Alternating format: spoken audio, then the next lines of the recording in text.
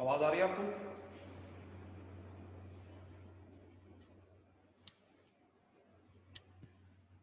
ठीक है जी। Good morning.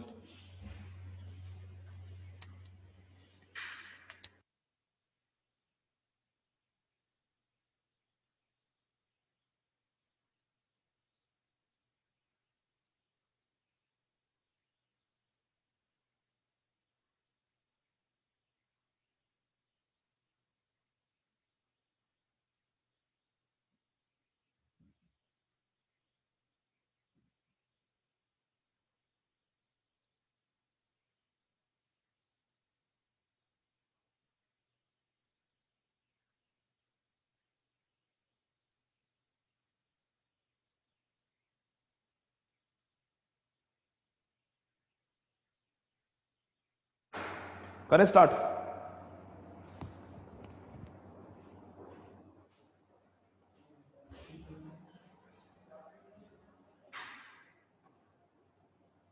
चलो,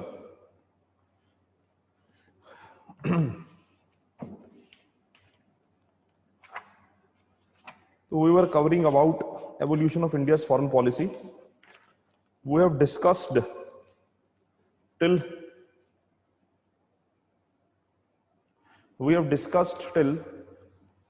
Indira Gandhi and Rajiv Gandhi, right? Continuing from there, we will move to the time of PV Narasimha Rao. ठीक है, continuing from there, we will move to the time of PV Narasimha Rao. PV Narasimha Rao का जो era था, यह PV Narasimha Rao's era was one of the most important era that Indian foreign policy has ever seen. उसके पीछे reason क्या था? ठीक है, रीजन क्या था कि पीवी नरसिम्हा राव का एरा इतना इंपॉर्टेंट क्यों था? ठीक है, why the era of PV Narasimha Rao was so important? क्योंकि उस टाइम के ऊपर the world was going through a transformation. ठीक है, उस टाइम के ऊपर world was going through a transformation. And when we talk about transformation, what do we mean by transformation during the time of PV Narasimha Rao era? क्योंकि उस time के ऊपर there was disintegration of USSR, and India had a very close relationship with USSR, and USA and India were not that close. ठीक है, there was disintegration of USSR, and India and USSR had a very close relationship, and India and USA were not close enough that India could rely upon USA. So what did happen? What happened was basically that India had to take an immediate shift, right? India had to take an immediate shift. And India was also at that time going through financial crisis, right? India was also at that time going through financial crisis. So India also adopted LPG. ठीक है, India also adopted LPG. Now opening up of economy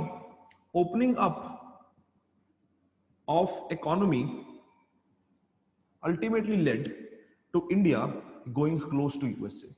Opening up of economy ultimately led India going close to USA, right? And rather than any other thing, rather than being a strategic autonomy, rather than being a strategic player, anything, economy took the center stage of our relations.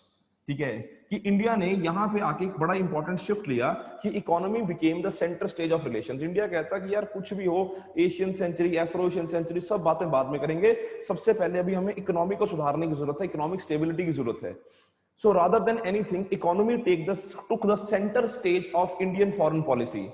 And now Indian foreign policy revolved around, or Indian foreign policy basically revolved around the idea of economy, and trade became a very important part of India's foreign relation. As trade became a very important part of India's foreign relation, what was started by Rajiv Gandhi, that was the tilt towards USA and improvement of relations with China, that became a step forward. ठीक है, कल मैंने बताया था ना आपको कि Rajiv Gandhi went to USA and give a historic speech. Similarly he went to China and also tried to improve the relations. And on the similar lines, PV Narasimha Rao also tried to improve relations with USA and China.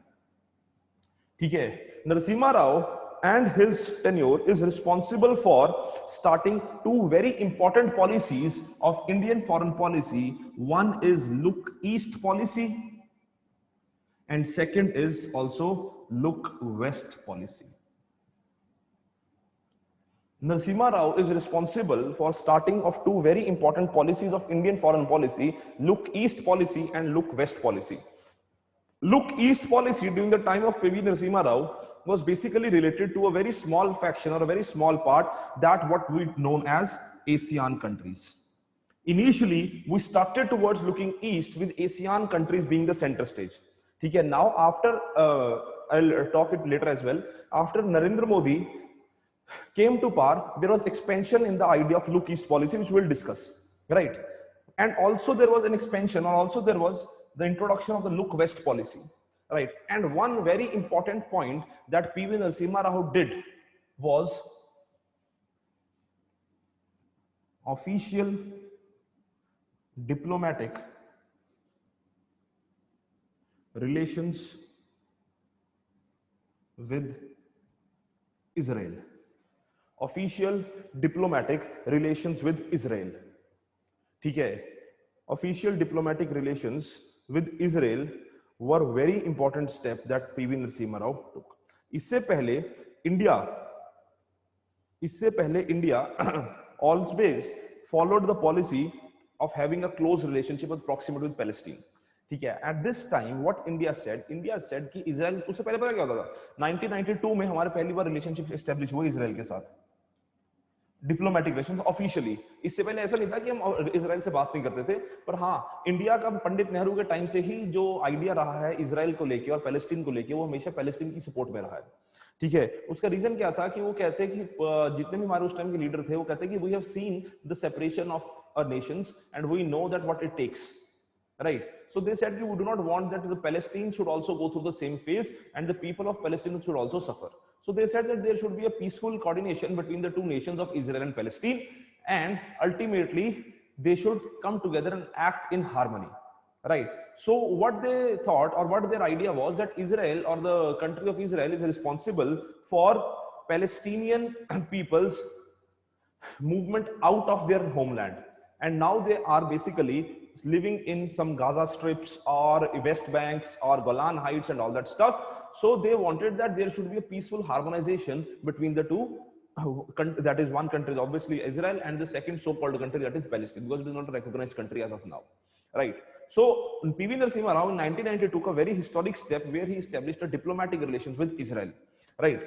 And Israel's relations proved to be a very turning point, or a turning point in India's relationship with West Asia, because before that, ठीक है, आगे भी हम बात करेंगे, इसके ऊपर चर्चा करेंगे, because before that India and West Asia relationships were basically dependent upon India-Iran relations. But now after Israel coming into scene, or now after Israel coming to action, India took another turn in West Asian policy, where India basically adopted one more pillar within its relationship, that is the pillar of Israel. That is the pillar of Israel.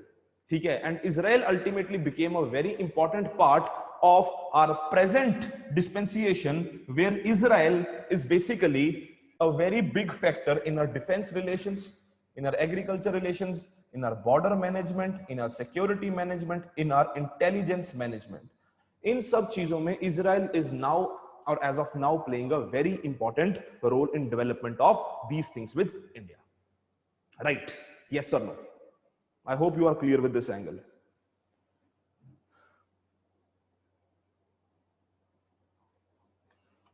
हम बहुत बढ़िया. चलो, ये लिख लिया ना आपने? ये लिख लिया आपने ना?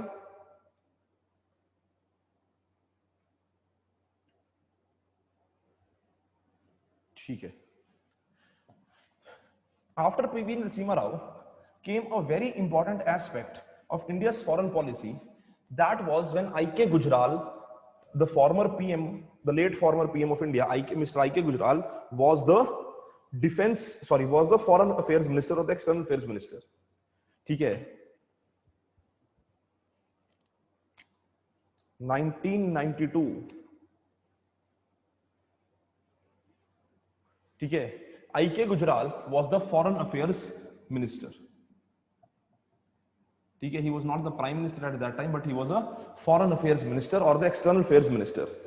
I.K. Gujral is responsible for one of the most important doctrine in Indian foreign policy or the independent Indian foreign policy. ठीक है, that most important doctrine in Indian foreign policy is known as Gujral doctrine. ठीक है, Mr. I.K. Gujral gave a Gujral doctrine. ठीक है, I.K. Gujral gave a Gujral doctrine which is basically responsible for India's peaceful neighborhood policy. ठीक है, Gujral doctrine became a pillar of India's peaceful neighborhood policy. What did Gujral doctrine ask for, or what did Gujral doctrine talk about? Gujral doctrine basically said that India's neighborhood, he said that we should have a big heart, or we should show a magnanimity towards our neighbors, right? And what he said that India should follow a neighborhood first policy and the idea of non-reciprocity. Okay, he said that India should follow the idea of neighborhood first policy,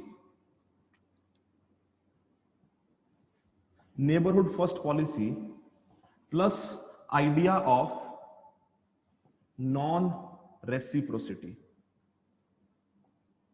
What do you mean by the idea of non-reciprocity? देखो, इन्होंने साफ सी स्पष्ट सी भाषा में बात करी। इन्होंने क्या बोला? इन्होंने बोला कि अरे यार, जो हमारे नेबर्स है ना, जैसे कि चाहे वो आपके भूटान हो, नेपाल हो, बांग्लादेश हो, कह रहे ये जो कंट्रीज हैं बड़ी छोटी छोटी कंट्रीज हैं।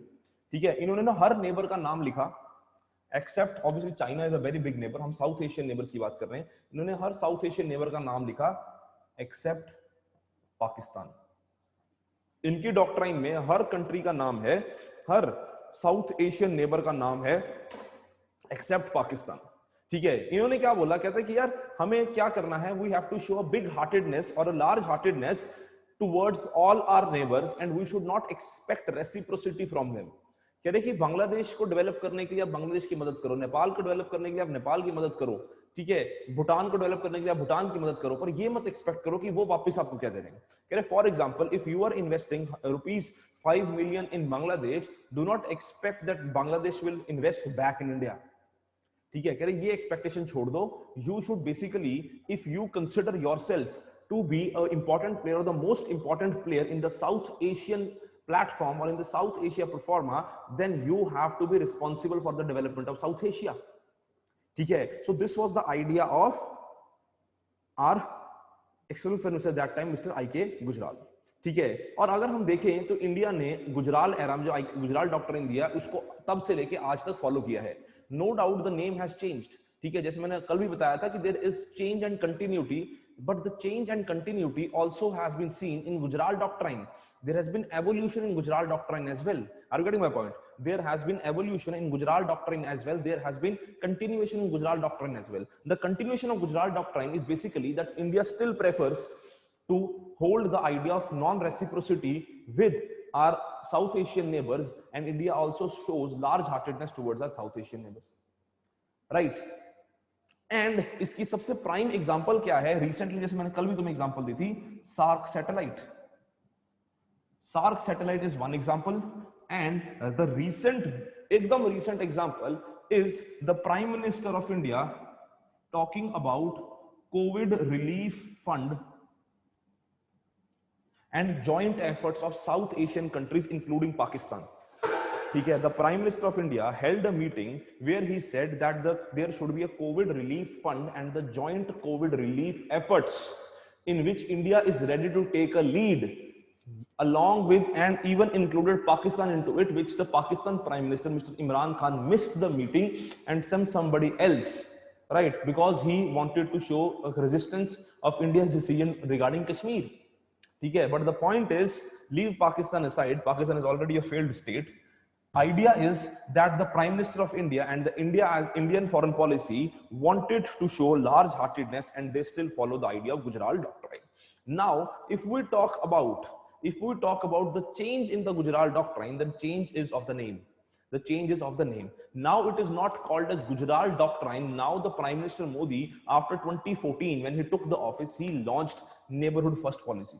The idea of Neighborhood First policy is not different from the idea of Gujarat Doctrine, but the name is different, and that is the evolution.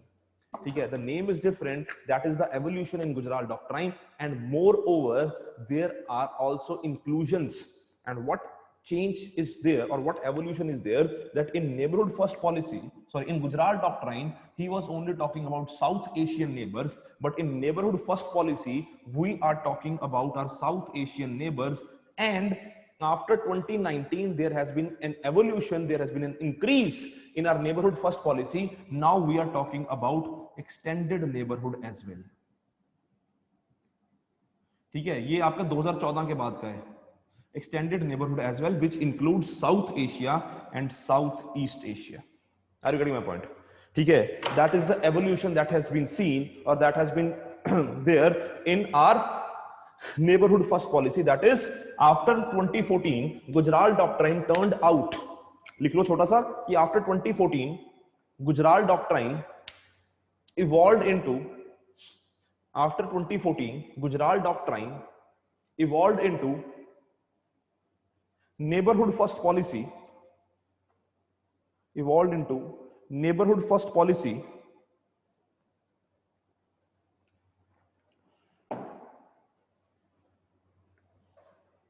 And South Asian neighbors were primarily included. South Asian neighbors were primarily included.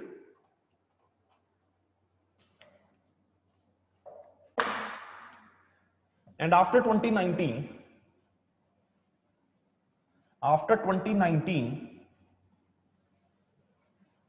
the scope has been expanded. The scope has been expanded.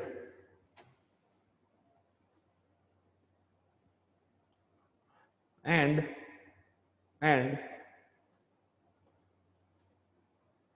Southeast Asian countries,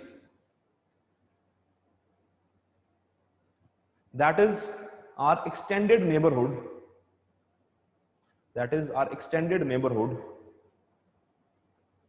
has also been included.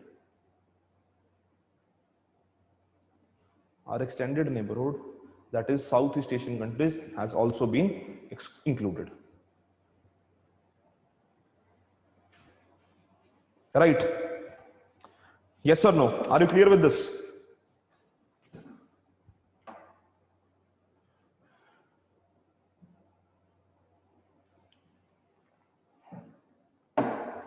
ठीक है. Next is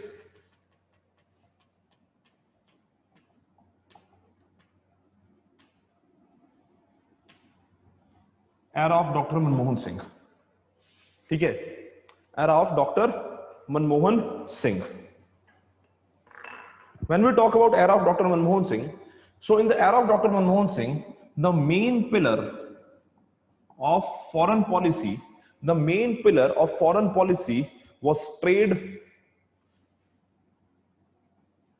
investment, technology,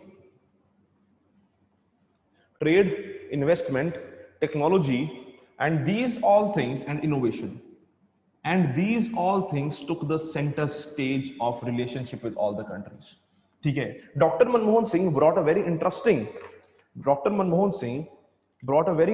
perspective about the change in the relationship with South Asian partners as well. Dr. Manmohan Singh's idea was that there should be a focus on peaceful coexistence, which was nothing but, ठीक है, अब ध्यान से सुनना इस बात को. The idea that Dr. Manmohan Singh was talking about, Dr. Manmohan Singh said that there should be a peaceful coexistence and stability in our neighborhood. और ये जो आइडिया है ना peaceful coexistence stability, Gujral doctrine है, ठीक है, ये गुजराल डॉक्ट्राइन कुछ डिफरेंट नहीं है।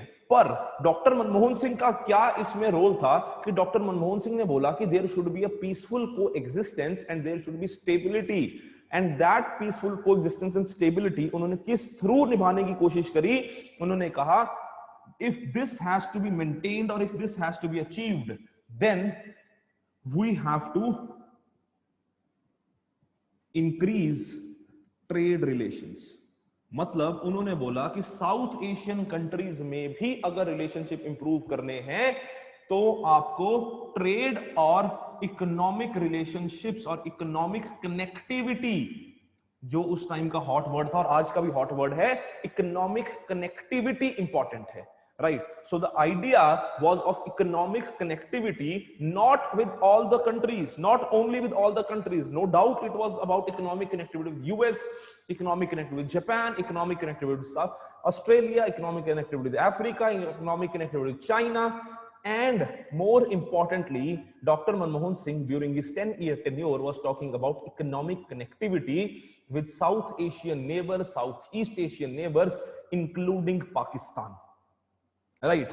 He said that India, if it has to build if it has to build relationship with Pakistan, or if it had to improve the SAARC country relationships or South Asian country relationships, then it is very important for India and Pakistan to come at one platform. ठीक है, Dr. Singh acknowledged this and he said it is very important for India and Pakistan to come at one platform. So he talked about economic connectivity between India and Pakistan. Are you getting my point? Similarly, at this point, Dr. Manmohan Singh also started to establish or started to give more importance to our Southeast Asian countries or ASEAN countries. ठीक है, जो tilt आया ना एकदम से नहीं आया, ठीक है, जैसे मैंने तुम्हें बताया था कि टिल्ट एकदम से नहीं आता, टिल्ट कभी भी एकदम से नहीं आता, ठीक है, it takes time, it takes time. Similarly, if the present Prime Minister, Mr. Modi, is giving so much importance to Southeast Asian countries or ASEAN countries, it is not immediate.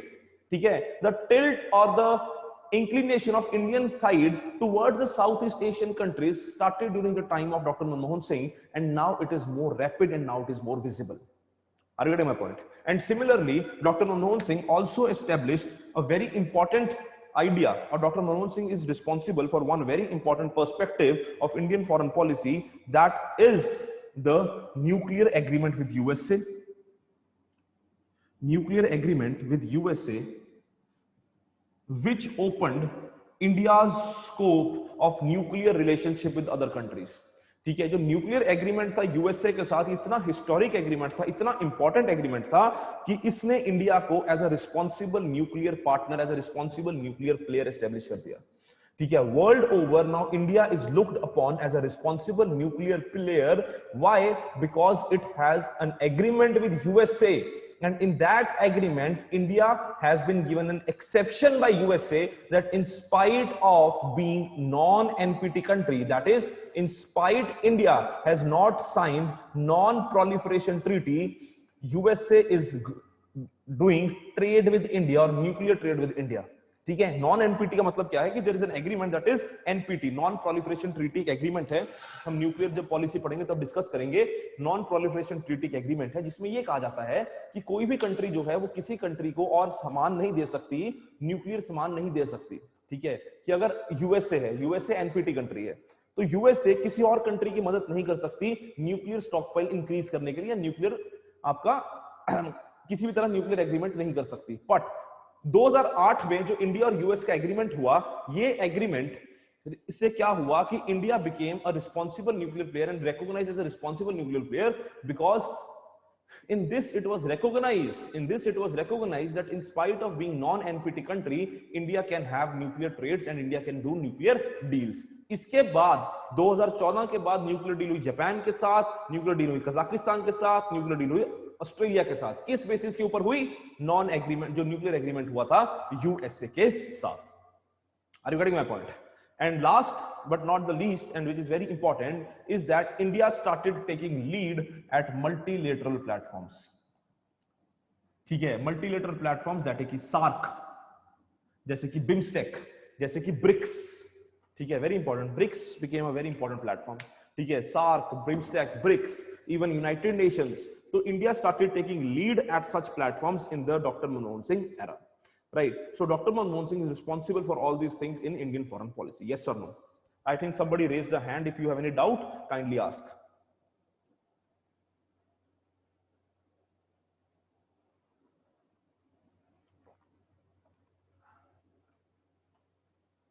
फटाफट बताओ, yes or no?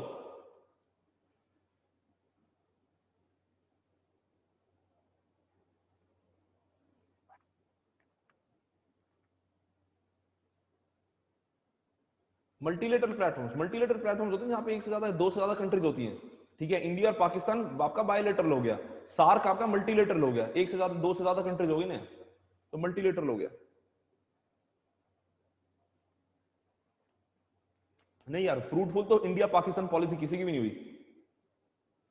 Atal Bihari Vajpayee role यार was related to basically, Atal Bihari Vajpayee role was basically related to mainly South Asian Pakistan.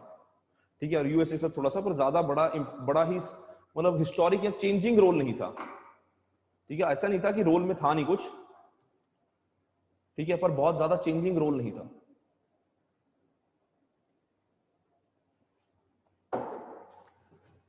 चलो, next is the present prime minister mister Modi, era of Modi.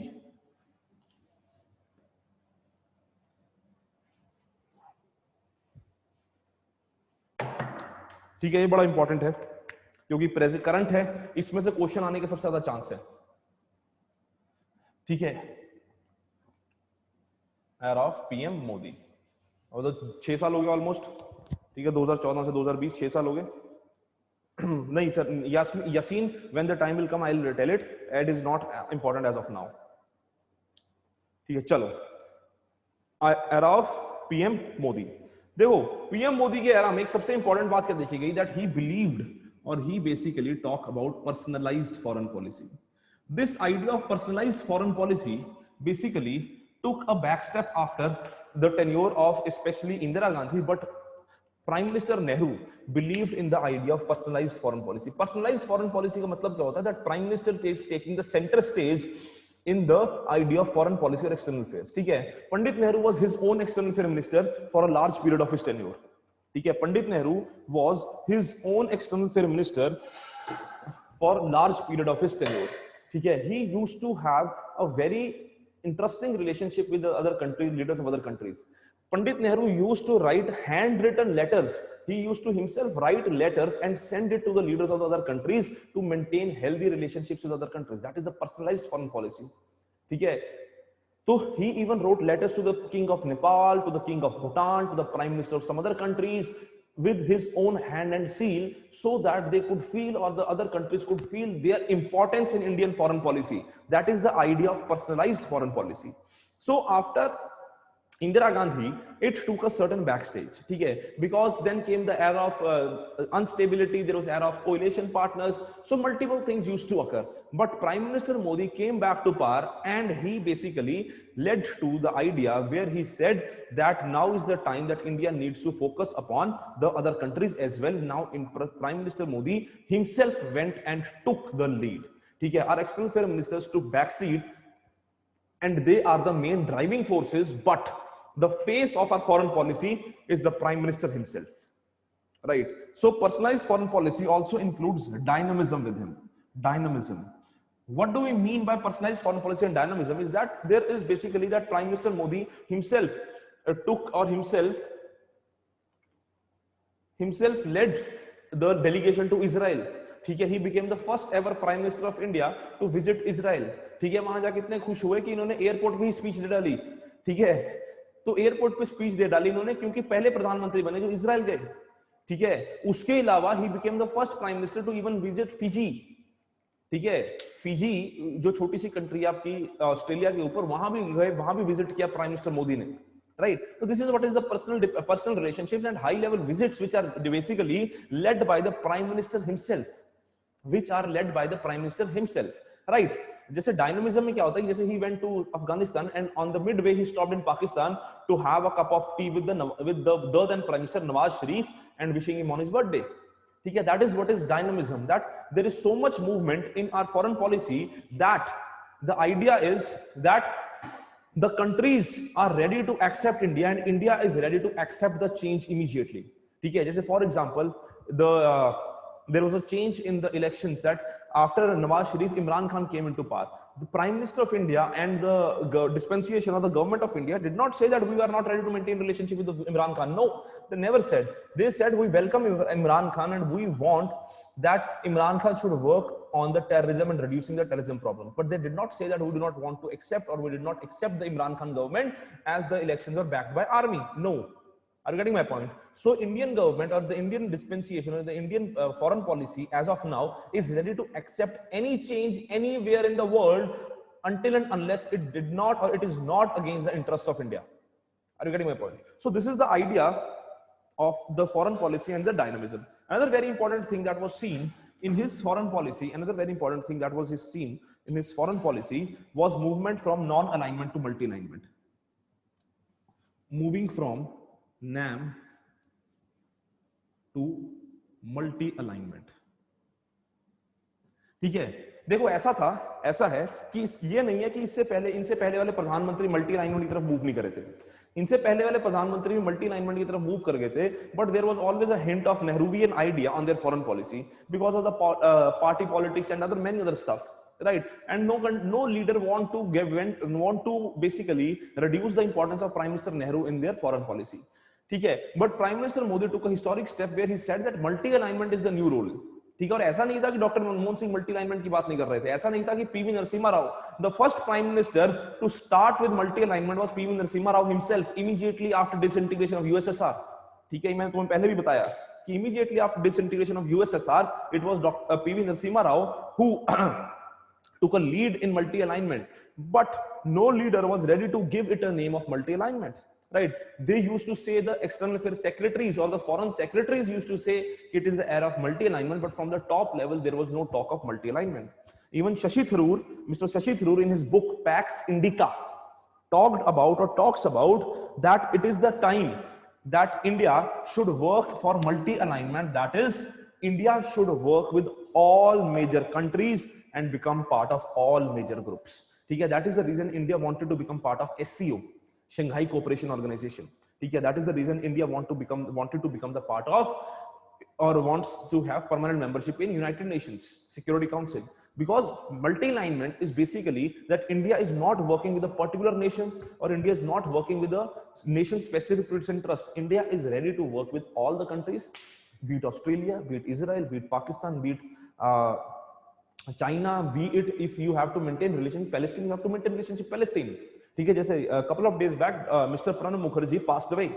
ठीक है, the ex multi alignment Jerry, our ex president passed away. ठीक है, so that when he went to Israel, he did a very historic visit to Israel. ठीक है, when he was the president of India, there was a historic visit to Israel and he basically addressed Israel's parliament as well. ठीक है, तो आप ये देखो कि multi alignment इस लेवल तक गई कि हमारे प्रेसिडेंट जो थे वो भी इजराइल विजिट करने गए, और जब वो इजराइल विजिट करने गए थे तो उस टाइम के ऊपर इंडिया में जो मीटिंग हो रही थी वो किसके साथ हो रही थी? पैलेस्टीनियन लीडर्स के साथ.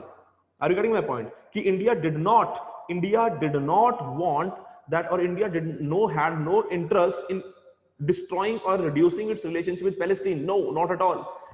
On one side where the president of India was meeting the Israel leaders, on the other side the external affairs minister of India was leading or meeting Palestine. ठीक है ना?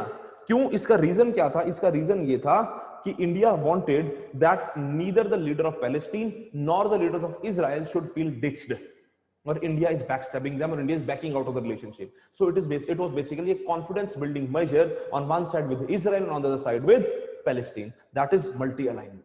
Are you getting my point? ठीक है, चलो first one मुझे पता नहीं मैंने क्या बोला था. ठीक है, चलो आगे देखो. इसके अलावा another very important thing which was there is from look east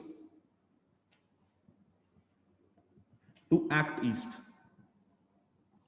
ठीक है, in 2014 there was a change. Prime Minister Modi came to power and he said that now is the time we do not have to look east, we have to act east.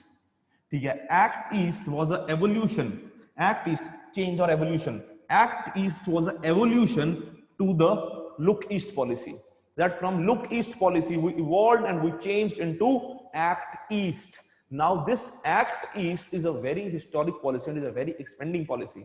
ये जो look east थी, ये look east आपकी south east Asian neighbours तक सीमित थी। ये act east जो है ना, ये एशियान कंट्रीज की बात नहीं कर रहा सिर्फ, ये एशियान कंट्रीज की बात कर रहा है, ये ऑस्ट्रेलिया की बात कर रहा है, ये जापान की बात कर रहा है, ये कोरिया की बात कर रहा है। तो एक्ट ईस्ट पूरा का पूरा आपका जो ईस्टर्न साइड है उनकी बात कर रहा है, और वहां पे आपकी पॉलिसी को और रोबस्ट और स्ट्रांग बनाने की बात कर रहा है एक्ट ईस्ट में। ठीक है, जैसे अभी 2 दिन पहले the prime minister of Japan Shinzo Abe resigned due to health conditions. ठीक है, the prime minister of India tweeted saying that कि I am very worried for my friend Shinzo Abe's health and I wish him speedy recovery, and I want to congratulate him for the historic work that he has done for Japan and India-Japan relations. What is this? This is activist policy and dynamism. This is activist policy and dynamism and personalized fund policy. There is a term that has been coined for the Prime Minister Modi, that is hug diplomacy. ठीक है, हग diplomacy का मतलब क्या होता है कि जैसे ही कोई लीडर आता है, प्रधानमंत्री जब भी डाल देते हैं, ठीक है, the prime minister goes and hugs them, that is the hug diplomacy of prime minister Modi. ठीक है, this is breaking of all protocols. Earlier the protocols were that whenever the leader used to come और whenever the leader used to visit, there was a simple handshake for the cameras and the handshake continue till the cameras wanted. But now what the prime minister does, this the prime minister goes and hugs them. ठीक है, he even hugged the president of China Xi Jinping. ठीक है, so the idea is hug diplomacy says that, or the idea is about body language, that you are ready to accept the foreign leader or you are ready to accept the other country with open arms. This is all about symbolism. Are you getting my point? Foreign policy depends upon symbolism. Foreign policy depends upon your actions. So this symbolism matters a lot in your foreign policy. Are you getting my point? So the idea of Prime Minister Modi's foreign policy, personalized foreign policy, is included in this. Next very important idea of his foreign policy was neighborhood first policy. ठीक है, ये तो मैंने तुम्हें पहले ही बताया, तो इसको भी ज्यादा रिपीट नहीं करूंगा, ये साउथ एशिया में रिपीट करूंगा। Neighbourhood first policy.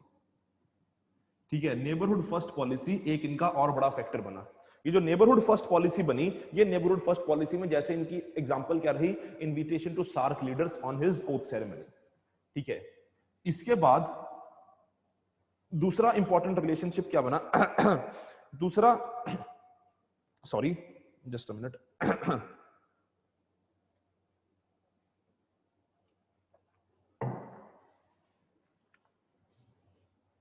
दूसरा बड़ा इंपॉर्टेंट पार्ट क्या बना इनकी फॉरेन पॉलिसी का, that was role India played और रोल इन वेस्ट एशिया।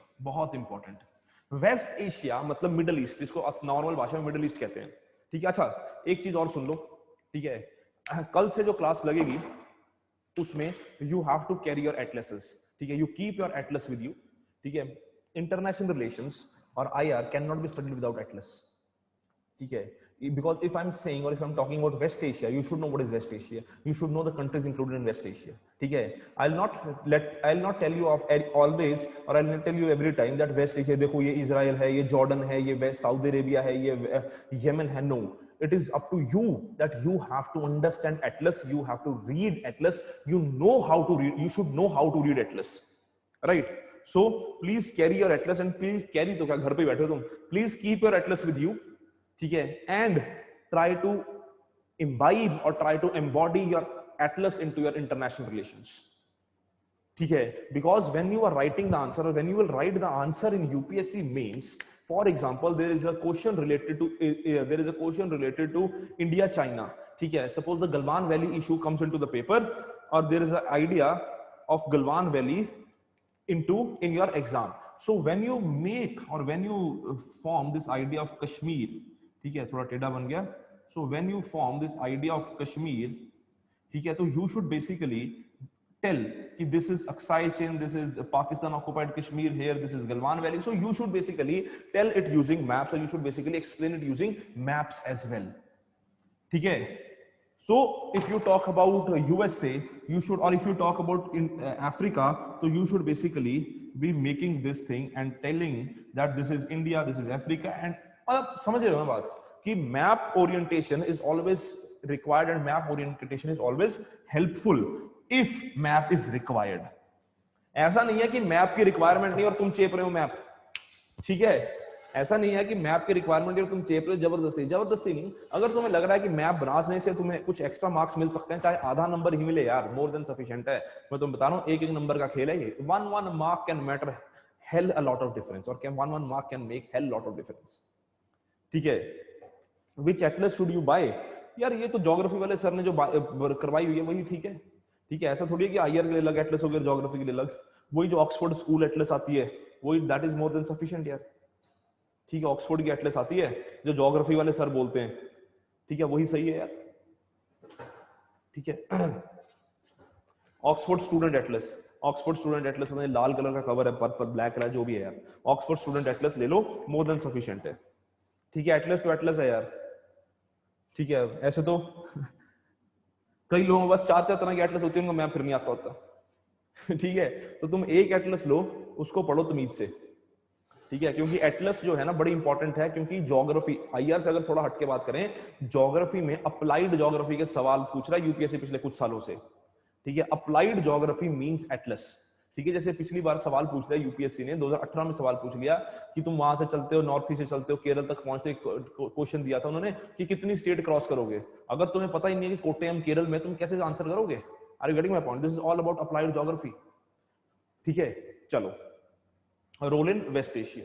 तो रोल इन वेस्ट एशिया में हमने क्या करा कि पहले our West Asian policy revolve around Saudi Arabia and Iran, ठीक है? उसमें भी primarily it was Iran, not Saudi Arabia as also, ठीक है? तो Iran was our prime partner in West Asia, but what did prime minister Modi did that he included Saudi Arabia, he included UAE, he included Israel, he included all of them and made a West Asian policy extensive, large and robust, ठीक है? This is one of the biggest and one of the best thing that Prime Minister Modi has done in his tenure of prime ministership, that he has basically enhanced India's role in West Asia, especially with the countries like UAE and Israel, ठीक है? Which were completely missing out of our foreign policy up till 2014, ठीक है? Especially UAE, in spite of in large number of diaspora or huge diaspora sitting in UAE did not figure into our foreign policy, as we took UAE for granted and said that our diaspora will maintain it. The Prime Minister Modi and Mr. Modi and his tenure and Modi and his leadership said, no, it is not that we can take UAE for granted. We need to build relationship with UAE, and now UAE is our most trusted aid in West Asia, even more trustworthy than Saudi Arabia, Iran, and Israel combined. That is the step that has been taken in building relationship with UAE. Next is a very important thing which is also related to Israel and West Asia, is that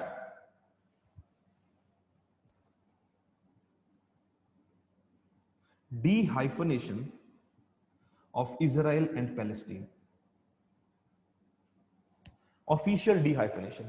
De-hyphenation का मतलब क्या होता है कि suppose करो, ठीक है, कि आप चलो इसको आसानी से समझते हैं, ठीक है? सपोज करो कि आप दो दोस्त हो, ठीक है? आपके एक दोस्त की लड़ाई होगी किसी और बंदे के साथ, ठीक है? आपने उससे बात करनी बंद कर दी, क्यों? ठीक है, आपका कोई प्रॉब्लम ही नहीं हुई, पर आपने उससे बात करनी बंद कर दी, क्यों? हाइफनेशन। आपने बोला कि अगर तू मेरे दोस्त से लड़ाई करेगा तो मैं तेरे से बात नहीं करूंगा, हाइफनेशन, ठीक है? कि आप दोनों अपने तीसरे बंदे के साथ रिलेशनशिप को अपने दोस्त के प्रिज्म से देख रहे हो, दैट इज हाइफनेशन, ठीक है? डी हाइफनेशन का मतलब क्या होता है कि आप अपने दोस्त को बोलोगे यार तेरी लड़ाई में मेरा थोड़ी कुछ, मैं बात कर लेता हूं उससे, मैं समझाता हूं ना उसको, तो आप जो है अब उसके तीसरे बंदे के साथ अपने रिलेशनशिप को अपने दोस्त के पर्सपेक्टिव से नहीं देख रहे, आप उसको प्रैग्मेटिक व्यू पॉइंट से देख रहे हो। आप कहते हैं मैटर सुलझ सकता है, टेंशन नहीं वाली ये बात है, तू अपनी जगह है, तू मेरा एक दोस्त है, वो मेरा दूसरा दोस्त है, तो मैं तुम दोनों की लड़ाई की वजह से अपनी दोस्ती क्यों खराब करूं?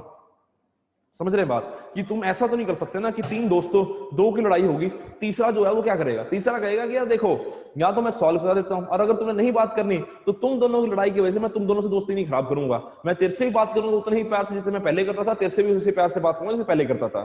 सो द आइडिया क्या हो गया कि तुम एक दोस्त की वजह से दूसरे दोस्त के साथ अपने रिलेशनशिप बिगाड़ नहीं रहे, दैट इज डीहाइफिनेशन।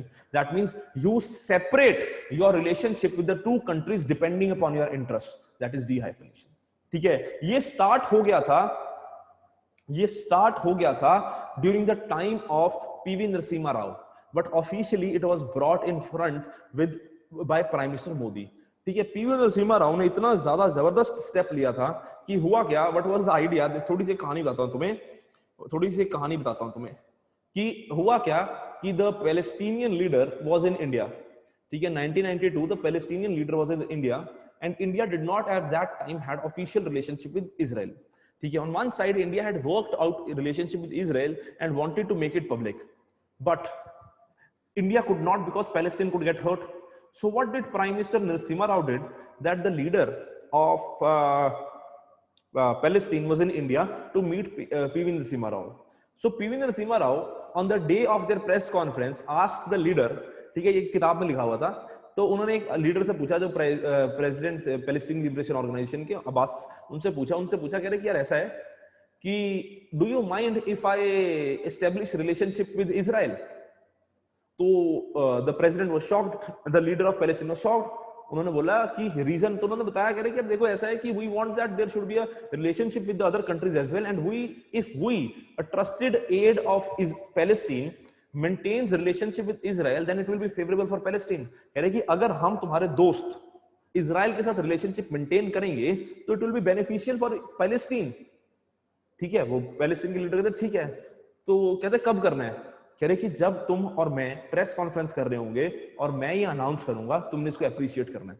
मतलब उनको प्रेस कॉन्फ्रेंस में जाने से पहले बताया, और जैसे ही वो प्रेस कॉन्फ्रेंस में बैठे तो पीवी नरसिम्हा राव ने अनाउंस कर दिया कि India is here by declaring official relationship with Israel, and Palestinian president और the Palestinian leader accepts that, and he had no other option to accept it, right. So this was the smartness, और this was the wonderful play that was played by PV Narasimha Rao and his team, and officially it was dehyphenated during the time of Narendra Modi, right? So foreign policy is the thing that you need to play. That is why we say it is diplomacy. Okay, it is the most interesting aspect of our preparation, that is IR, right?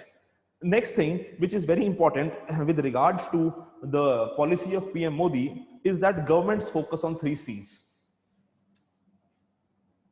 Governments focus on 3 C's, that is culture, connectivity and commerce. Governments focus on 3 C's, that is culture, connectivity and commerce.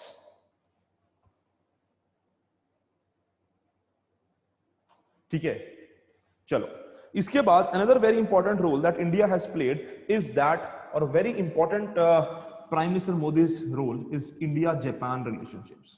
ऐसा नहीं था कि India Japan relationship अच्छे नहीं थे, India Japan relationship सही थे, पर इसको अलग ही लेवल के ऊपर ले गए, अलग ही हिस्टोरिक हाई दे दिया प्राइम मिनिस्टर मोदी ने। ठीक है, Shinzo Abe coming to India, attending rallies in Varanasi, attending aartis in Varanasi, the prime minister Modi going to Japan, Shinzo Abe coming and running and hugging him and saying कि my friend Modi is here. ठीक है, मतलब पूरा DDLJ type scene, प्यार चल रहा है इनका। ठीक है, वो जो है इंडिया जापान रिलेशनशिप में इतनी प्रॉक्सिमिटी जो देखी गई, कि इतनी ज्यादा ट्रस्टवर्दीनेस देखी गई, कि इंडिया पहली कंट्री ऐसी बन गई जो नॉन एनपीटी कंट्री बनी जिसके साथ जापान ने न्यूक्लियर एग्रीमेंट साइन कर लिया। ठीक है, जापान एक ऐसी कंट्री थी जिसने न्यूक्लियर सप्लायर ग्रुप्स की स्टार्टिंग करी थी, ब्रेन चाइल्ड जापान का था इंडिया के न्यूक्लियर एक्शंस के अगेंस्ट 1975 में। पर 2014, 2015, 16 तक आते आते इतना ज्यादा चेंज हो गया कि जापान के साथ इंडिया का न्यूक्लियर एग्रीमेंट साइन हो गया। ठीक है, ये जो हिस्टोरिक हाई जो देखा इंडिया जापान रिलेशनशिप में, इसमें बहुत बड़ा रोल प्ले किया मोदी और उसकी सरकार ने, प्राइम मिनिस्टर मोदी और इनकी सरकार ने। इसके बाद एक बहुत ही इंपॉर्टेंट रोल जो प्राइम मिनिस्टर मोदी ने प्ले किया, जो क्या था आपका, डायस्पोरा के साथ energetic and a very important relationship, or the emphasis or the dynamic outreach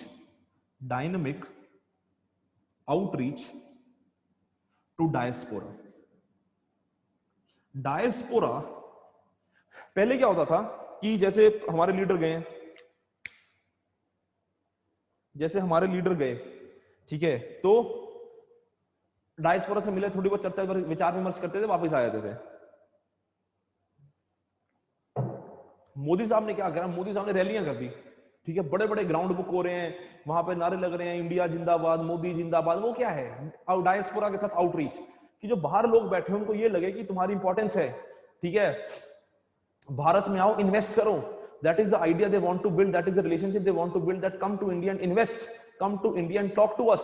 That is the idea that Prime Minister Modi want to give, and the diaspora started investing, and diaspora started coming back to India.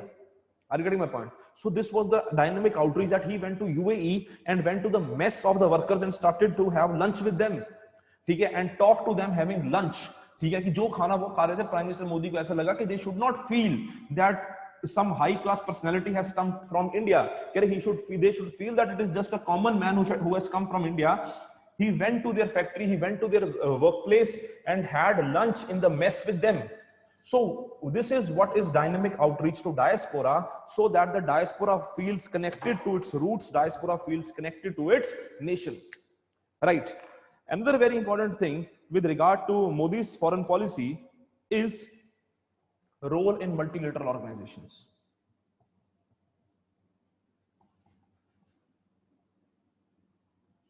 ठीक है, role in multilateral organisations, be it United Nations, be it BRICS, be it Shanghai Cooperation Organisation, any organisation that India is participant of, India has played a very proactive role. ठीक है जी,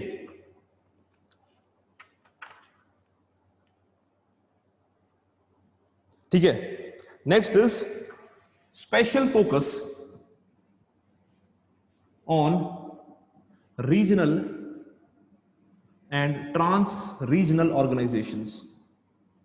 example, सबसे prime example किसकी है, BIMSTEC, ठीक है। Regional organisation is SAARC, trans regional मतलब एक reason से ज्यादा। तो सार्क बिम्स्टेक ट्रांस रीजनल कैसे बन गई, मल्टीलेटरल प्लेटफॉर्म्स यार, मल्टीलेटरल ऑर्गेनाइजेशंस, ठीक है।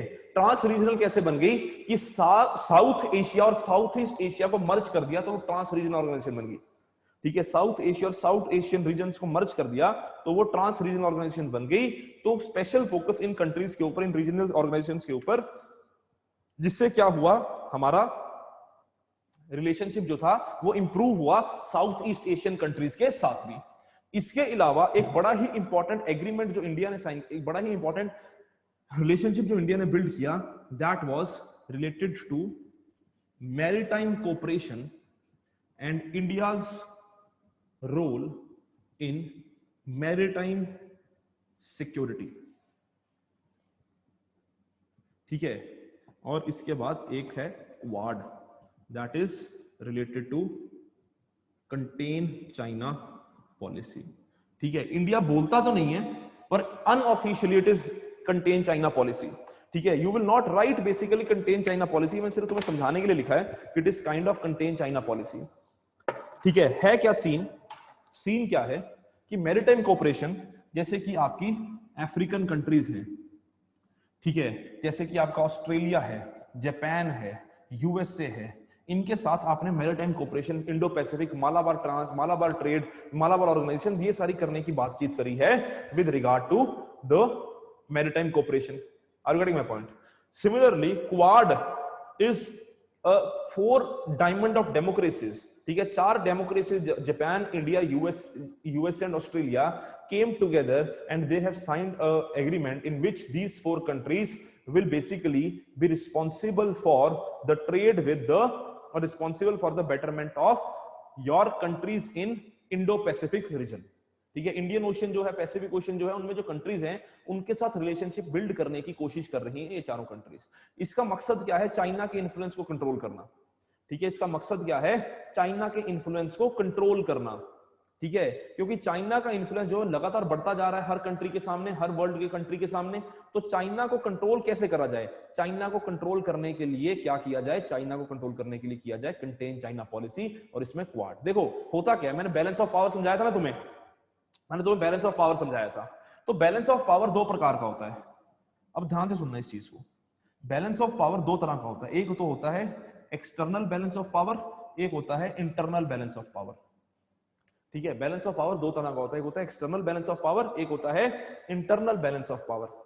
ठीक है, जब हम बात कर रहे हैं एक्सटर्नल बैलेंस ऑफ पावर की, चलो पहले बात करते हैं इंटरनल बैलेंस ऑफ पावर की। इंटरनल बैलेंस ऑफ पावर की बात होती है कि कंट्री खुद इतनी कैपेबल है कि उसको और किसी कंट्री की जरूरत नहीं पड़ती दूसरी कंट्री को बैलेंस करने के लिए। ठीक है, जैसे यूएसए चाइना, ठीक है, यूएसए चाइना ऐसी कंट्रीज थी, यूएसए यूएसएसआर, कि आपको किसी और कंट्री की जरूरत नहीं है दूसरी कंट्री को कंट्रोल करने के लिए, दूसरी कंट्री के ऊपर प्रेशर जताने के लिए। ठीक है, that is internal balance of power, कि आप खुद ही इतने पावरफुल हो, आप खुद ही इतने विलफुली डेवलप्ड हो कि आपको किसी और की हेल्प की जरूरत नहीं है। तो यू आर इंटरनली और you are alone developing yourself to balance the other country, that is internal balance of power. Second is external balance of power. External balance of power में क्या होता है कि तुम अकेले इतने इंडिपेंडेंट नहीं हो, तुम क्या करते हो कि दूसरी कंट्रीज की मदद लेते हो डेवलपमेंट के लिए, तुम दूसरी कंट्रीज की मदद लेते हो किसके लिए, दूसरी कंट्री को बैलेंस करने के लिए। ठीक है, that is external balance of power. तो अगर इंडिया और चाइना का कंपैरिजन किया जाए तो India individually is not capable enough और is not big enough to counter China single handedly. India, as of now, is not big enough or does not have the similar economic potential as compared to China that India can counter China. So what did India do, or what is requiring is that external balance of power. External balance of power मतलब और countries India के साथ आए और ये सारे मिलके China को काउंटर करें, चाइना को बैलेंस करें। तभी क्वाड में कौन कौन सी कंट्रीज आई, जापान, ऑस्ट्रेलिया, यूएसए, इंडिया, इन चारों ने ग्रुप बनाया और इन चारों ने क्या किया, इन चारों ने चाइना को काउंटर करने की कोशिश करी। That is what is external balance of power. Yes और नो, यहां तक कोई डाउट किसी को? Special focus, Nandini special focus लिखा हुआ है। भावेश, हाँ जी भावेश। गुड मॉर्निंग सर, आवाज आ रही है? हाँ जी, हाँ जी, गुड मॉर्निंग सर। एक ये आपने पॉइंट बताया था पीएम मोदी में कि moving from NAM to multi alignment, इसमें था और फिर आपने सर कल एक बात बताई थी जो हमारे एक्सटर्नल वो अफेयर मिनिस्टर बोलते हैं कि हम अलाइनमेंट में बिलीव नहीं करते, हम पार्टनरशिप में बिलीव करते हैं। अलायंसेस बोला था, अलाइनमेंट नहीं बोला था। अच्छा ठीक, ओके। और सर एक बार ये मैरीटाइम कोऑपरेशन बता दीजिए एक बार। मैरीटाइम कोऑपरेशन क्या होता है कि यार जैसे इंडिया जो है वो कंट्री से रिलेशनशिप बिल्ड कर रहा है regarding your South China Sea, sorry Indian Ocean. ठीक है, आपके जो डिफेंस एक्सरसाइज होती है, नेवल एक्सरसाइज होती है, ठीक है, उनको कंट्रीज को बोल रहा है कि तुम घबराओ मत, पायरेट्स को मिलकर लड़ेंगे। ठीक है, तो ये मैरीटाइम कोऑपरेशन होती हैं। Water related, blue economy, blue security. Blue economy, blue security का मतलब क्या है? मैरीटाइम, वाटर रिलेटेड, ओशियंस में। ठीक है, थैंक यू सर, हो गया।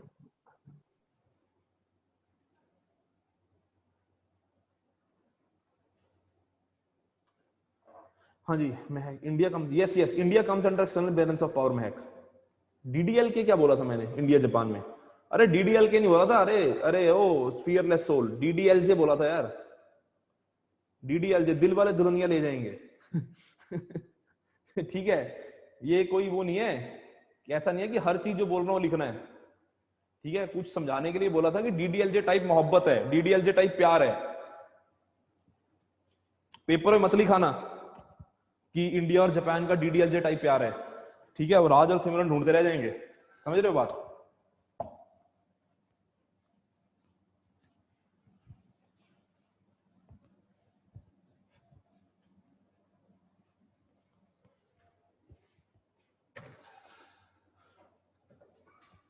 यार इंडिया जो है, सागर वेस्ट एशिया का रोल, जब वेस्ट एशिया पढ़ाऊंगा समझ आ जाएगा यार।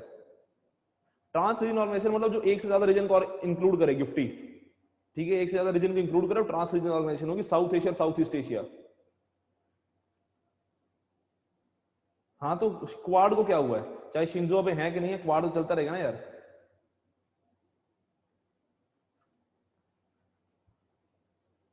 Sir madam, NAM was basically that India is not aligned. NAM का था इंडिया प्रिंसिपल डिस्टेंस मेंटेन करेगा। मल्टी अलाइनमेंट है, जिस मर्जी कंट्री से रिलेशनशिप मेंटेन करेगा, कोई फर्क नहीं पड़ रहा। हम ये कह रहे हैं, खुद कह रहे हैं कि हम हर कंट्री से रिलेशनशिप मेंटेन करेंगे, कोई रोक के दिखाओ। That is multi alignment. Multilateralism और मल्टी अलाइनमेंट में जमीन आसमान का अंतर है सत्या। मल्टी अलाइनमेंट जो है वो है एक कंट्री से ज्यादा साथ रिलेशनशिप मेंटेन करना। मल्टीलेटरलिज्म का मतलब है कि मल्टीपल कंट्रीज एक प्लेटफॉर्म पे आए, जैसे कि यूनाइटेड नेशन है, दैट इज मल्टीलेटरलिज्म।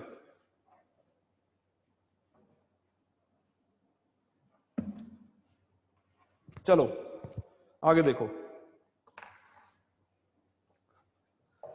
अब इसके अलावा इन्होंने क्या करा, जो बड़ा ही इंपॉर्टेंट रोल प्ले किया गया और बड़ा ही इंटरेस्टिंग रोल था, जो क्या था कि India started to build substantive relationship with European countries. ठीक है, यूरोपियन कंट्रीज के साथ रिलेशनशिप बिल्ड करना शुरू करा हमारे प्राइम मिनिस्टर मोदी ने। He visited France, he visited Germany, he visited Norway, Scandinavian country, Sweden, हर जगह गए।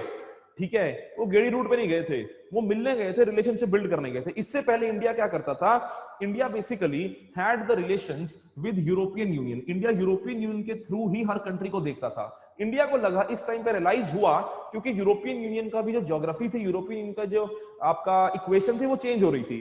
इंडिया ने इस टाइम पे रियलाइज करा कि यूरोपियन यूनियन में ब्रेक्सिट हो रहा है। ठीक है, जो ब्रिटेन है वो एग्जिट कर रहा है ब्रिटेन आपके यूरोपियन यूनियन से।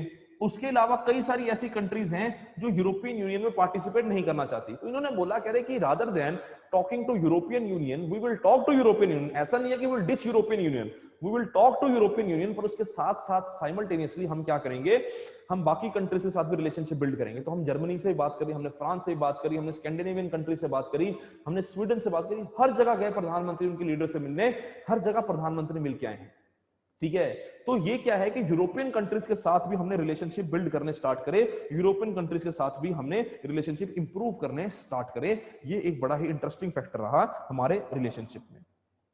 ठीक है, उसके अलावा there was a movement back from your national interest to enlightened national interest. ये मैंने तुम्हें कल भी एक्सप्लेन करा था, इसलिए दोबारा एक्सप्लेन नहीं करूंगा कि what is enlightened national interest and what is national interest, right. So there was a movement back from national interest to enlightened national interest, right. Next is very interesting point, जिसमें यह कहा जाता है कि India sorry just a minute,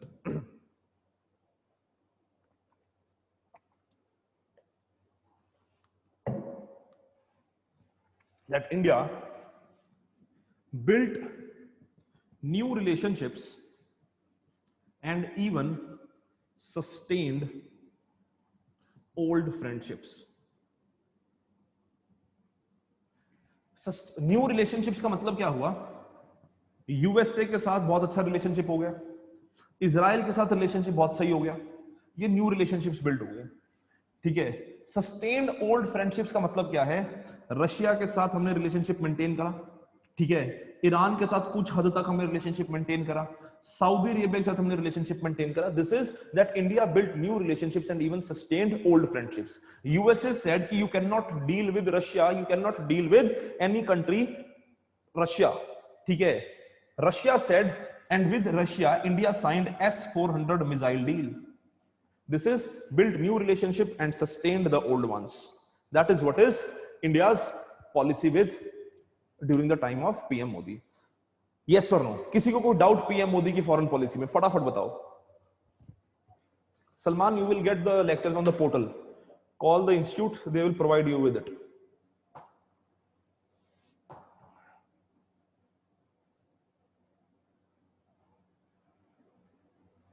नहीं किया sir,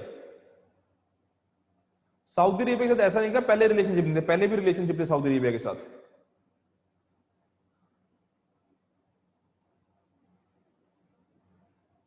S-400 missile deal थी। Last point यही बोला मैंने कि build new relationships, that is build the relationship with countries like USA, improve the relationship with a country like USA, Israel, and even sustain the relationship with Russia, Iran, and other countries. Second last कल explain किया था, दोबारा नहीं बताऊंगा sir, it takes lot of time to explain one thing again and again. ठीक है, चलो अब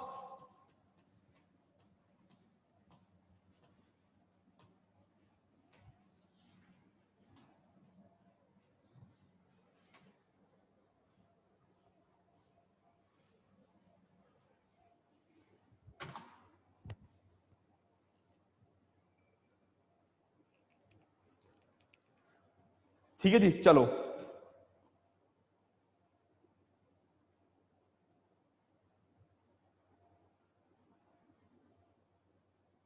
देखो आगे, अगला है challenges of Indian foreign policy, present challenges of Indian foreign policy.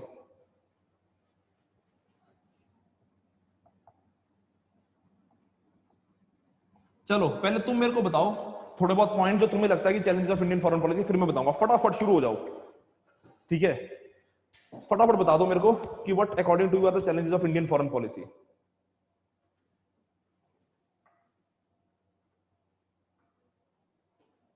China influence, ठीक है,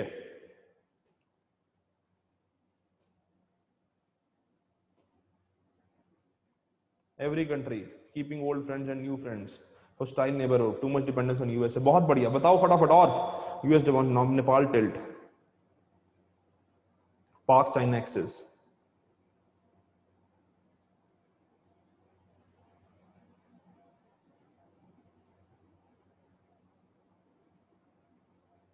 ठीक है जी,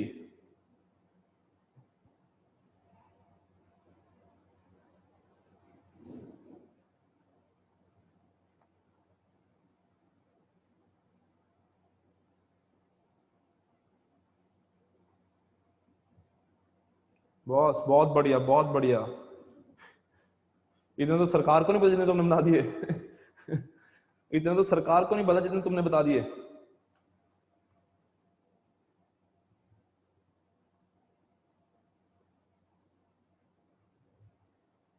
बॉस बॉस बॉस बॉस बहुत बड़े, रिपीट होने लग गया अब, चलो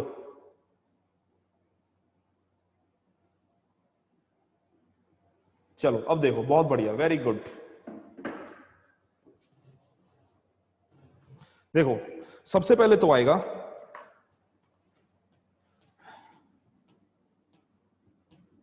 coercive diplomacy of China. When we talk about coercive diplomacy of China, इसका मतलब क्या है कि चाइना की जो फोर्सफुल डिप्लोमेसी है, चाइना जो फोर्सफुल या डिप्लोमेसी यूज करता है, उस डिप्लोमेसी की हम बात कर रहे हैं, ठीक है। एग्जाम्पल क्या है इसकी, Doklam stand of and recent is Galwan valley, ठीक है। This is coercive diplomacy of China, that how to handle a superpower or the so-called superpower at your one end, and that superpower does not want you to become a big power, ठीक है। China wants that India should not become a major power, ठीक है। Just a minute.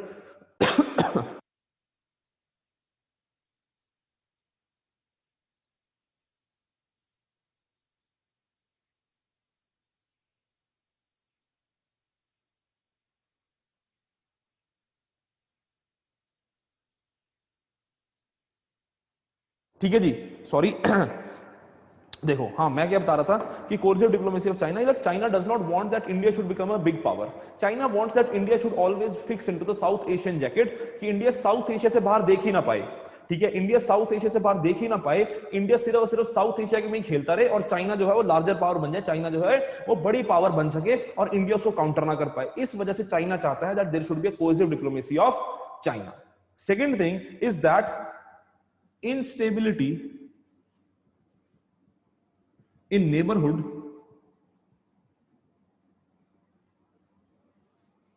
and third is role of China in neighborhood। ये बहुत important है, role of China in neighbourhood, ठीक है। Instability इन neighbourhood का मतलब क्या है कि यार जो हमारी नेबरहुड है ना यार, ठीक है, जो हमारी नेबरहुड है वो बड़ी इनस्टेबल है, चाहे पॉलिटिकली देखो चाहे इकोनॉमिकली देखो, ठीक है। Pakistan is politically and economically instable, Afghanistan is politically and economically instable, Sri Lanka is economically instable पर से, ठीक है। अब थोड़ा बहुत इंप्रूव हो रहा है पर फिर भी इकोनॉमिकली इनस्टेबल है, चाइना भी बहुत ज्यादा डिपेंडेंट है, ठीक है। Myanmar is going through ethnic problem and the internal conflict, ठीक है। नेपाल कभी स्टेबल होता ही नहीं है पॉलिटिकली, नेपाल हमेशा पॉलिटिकली अनस्टेबल रहा है, बड़ी रिसेंट टाइम्स में थोड़ा बहुत स्टेबल हुआ है पर फिर भी अनस्टेबल है।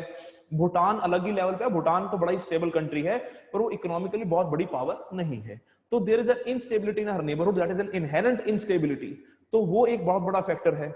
दूसरा क्या है कि role of China in neighbourhood, role of China in neighbourhood में you start with Afghanistan, Pakistan, Sri Lanka, Nepal, Bangladesh, Myanmar, Maldives, क्या बच गया, अफगानिस्तान, पाकिस्तान, श्रीलंका, म्यांमार, मालदीव्स, श्रीलंका, श्रीलंका हो गया, क्या बच गया इसमें, कौन सी कंट्री बच गई? अफगानिस्तान, पाकिस्तान, श्रीलंका, नेपाल, बांग्लादेश, म्यांमार, मालदीव्स। भूटान के साथ थोड़े इतने रिलेशनशिप उनके अच्छे नहीं है। All these countries have tilted towards China, all these countries have tilted towards China, ठीक है। Are you getting my point? Pakistan is completely dependent on China.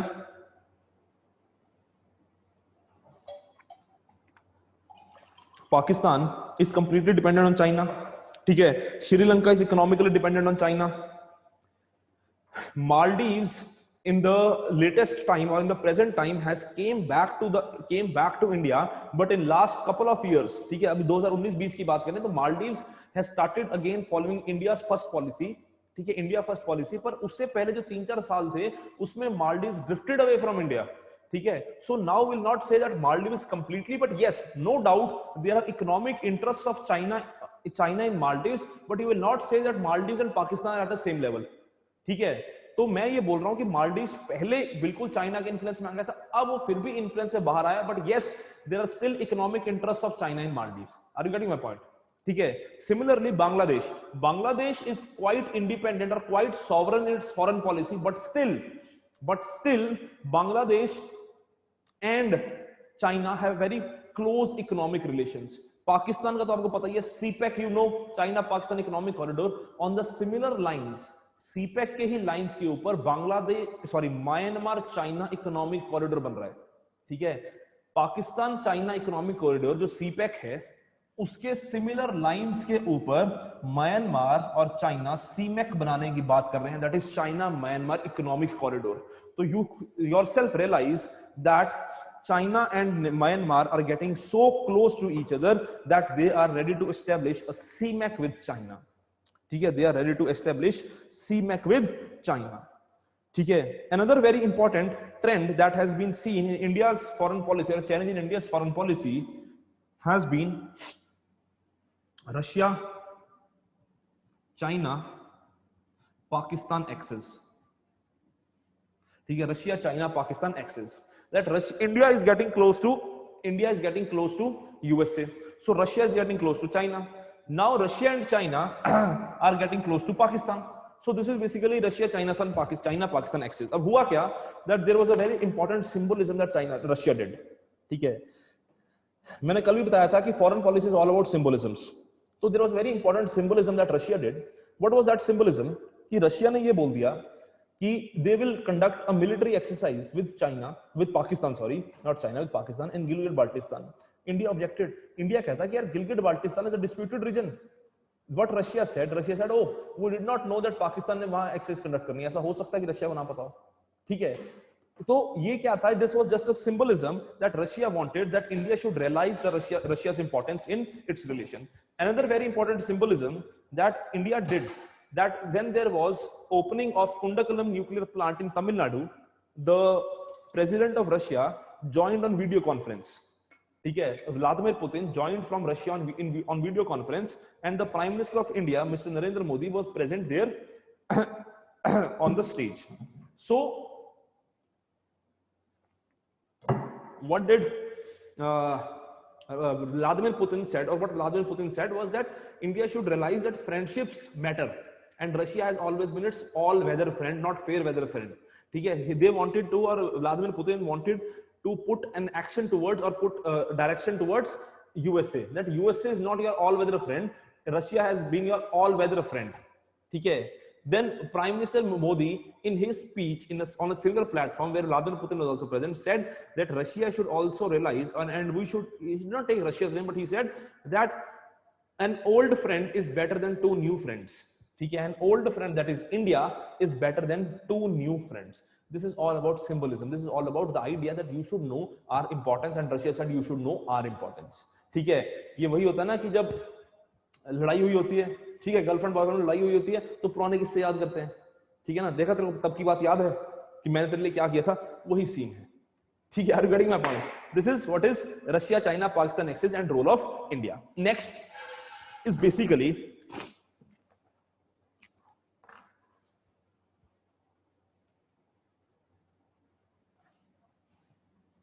China's economic capability.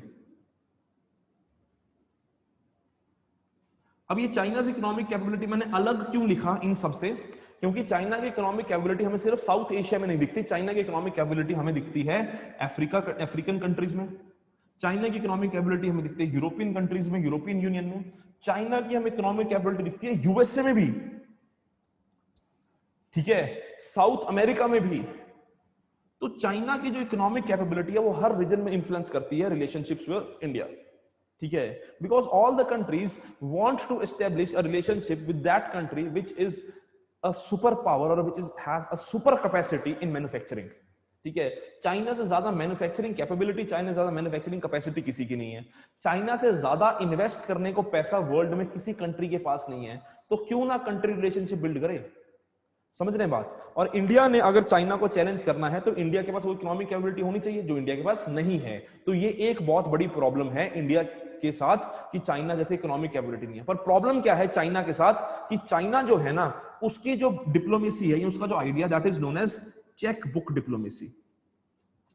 चाइना's diplomacy is known as cheque book diplomacy. Cheque book diplomacy का मतलब क्या है कि China relies on giving money, ठीक है, and China ultimately gives money on huge interest which ultimately leads to debt trap. Debt trap होता है ना, which ultimately leads to debt trap. जैसे Sri Lanka fell into the debt trap of China and ultimately Sri Lanka had to give its Hambantota port to China for 99 years, ठीक है, मतलब almost 100 साल के लिए हम्बनतोता पोर्ट जो श्रीलंका का बड़ा इंपॉर्टेंट पोर्ट है जो चाइना ने डेवलप किया, 100 साल के लिए चाइना हम्बनतोता पोर्ट लेके बैठा हुआ है। क्यों? डेट ट्रैप, ठीक है। On the other side India plays a very important role कि इंडिया क्या है, इंडिया लाइन ऑफ क्रेडिट देता है, इंडिया का जो रेट ऑफ इंटरेस्ट है वो बहुत कम होता है, ठीक है, इंडिया का रेट ऑफ इंटरेस्ट भी बहुत कम होता है जिसकी वजह से इंडिया ज्यादा टेंशन लेता ही नहीं है, ठीक है। इंडिया क्या बोलता है, छोटे से रेट ऑफ इंटरेस्ट पे पैसा देता रहता है, कंट्री जो करना करे। तो ये एक बड़ा इंपॉर्टेंट फैक्टर है इंडिया चाइना रिलेशनशिप्स में, ठीक है।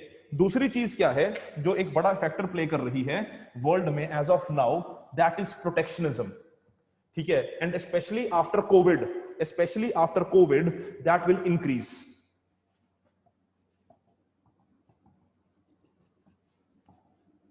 Rising protectionism specially post Covid, ठीक है, स्पेशली पोस्ट कोविड, ठीक है, specially post Covid protectionism will increase. देखो यार कोविड जो है ना, COVID has become a very significant challenge of the world, and now in the foreign policy and now in the countries of the world or now in the relationships of the world, there will be a time when the countries will say that this were our relationship pre-COVID era, this is our relationship post-COVID era, ठीक है। तो वो जो AD और BC वाला concept होता था ना, जो बचपन में आप सुनते थे ना AD और BC की before Christ and after Christ वाला कॉन्सेप्ट, वैसा ही कॉन्सेप्ट वर्ल्ड ऑर्डर में बन जाएगा pre Covid and post Covid, ठीक है। And it is a very serious arrangement that the world will see, that is pre Covid and post Covid. Pre Covid में the countries had relationships, in post Covid there will be huge protectionism as the countries economies have shrunk like hell, ठीक है। The only country which whose GDP or whose growth rate is in positive as of now is China. No other country has a growth rate in positive. All other countries' economy, all other countries' growth rates have shrunk. India being worst affected, minus 23.8% or minus 23.9% in this quarter. ठीक है, GDP, ठीक है, इतनी ज्यादा problem तो किसी country ने face करी वर्ल्ड में। This is nothing but recession, I am telling you, ठीक है, this is nothing but recession. The economic situation of the world, especially of India, is so grim, right? And the idea of China is that China is still moving ahead, China is still surging ahead. China grew in the quarter of COVID as well by around 3%. 3% growth rate China ने फिर भी show कर दिया, ठीक है। China 10% से grow कर रहा था पर फिर भी 10% तो नीचे आया, 3% फिर भी ग्रो कर गया। उसके अलावा कोई कंट्री ग्रो ही नहीं करी, ठीक है। उसके अलावा हर कंट्री नेगेटिव में गई है चाइना के अलावा, ठीक है। And that will be seen in post Covid era. Now India if you talk about India and you say that to India that in post-COVID era, when your economy is moving back to normal, or when there is normalization, so-called normalization, you let your trade barriers open and import everything from other country. Why India will do that? India will say that we will want to build our capabilities. Our youth is unemployed. Our migrants have gone back to villages. We want our economies to run. We want our machines to run. Why will we import from you? Similarly, USA will say the same thing. European Union will say the same thing. So where is globalization? No country wants to get into trade because the countries want that they should first develop and then do the trade. Are you getting my point? So there will be a rise in protectionism, which will be very bad, or which will be worst affected, or which will affect the economies of the country like India, which used to run on the idea of globalization, which used to run its economy on the idea of trade with other countries. So this will be impact on India. And next is basically one very important other shortfall that India faces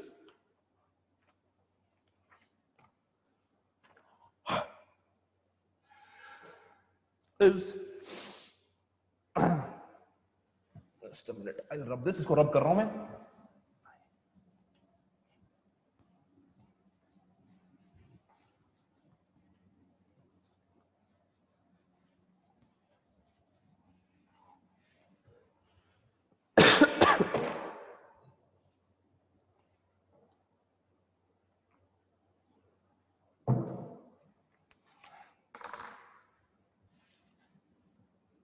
Over dependence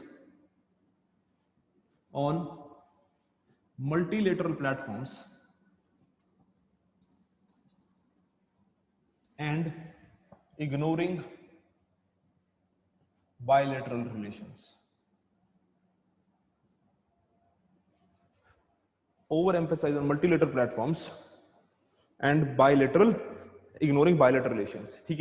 The countries have accused India to focus on the platforms like BRICS, focus on the platform like SCO, and ignore the bilateral relations with the countries, or BIMSTEC, and ignore the bilateral relations with the countries like China, Nepal, especially smaller countries, Nepal, Bhutan, Bangladesh, and all this. They say that you focus on too much on multilateral platforms, जिससे आपको कुछ मिलना भी नहीं है as such, and deny the presence of bilateral countries. So this is a very important problem that they face. Recently, India has tried to move back to bilateralism, but still the primary interest of India, जैसे ये सौरभ आप बोल भी रहे हो, but the primary interest of India is still multilateralism rather than bilateralism. So this is it with regard to India's problems or the challenges that Indian foreign policy face. Yes or no? If anyone has any doubt, please ask.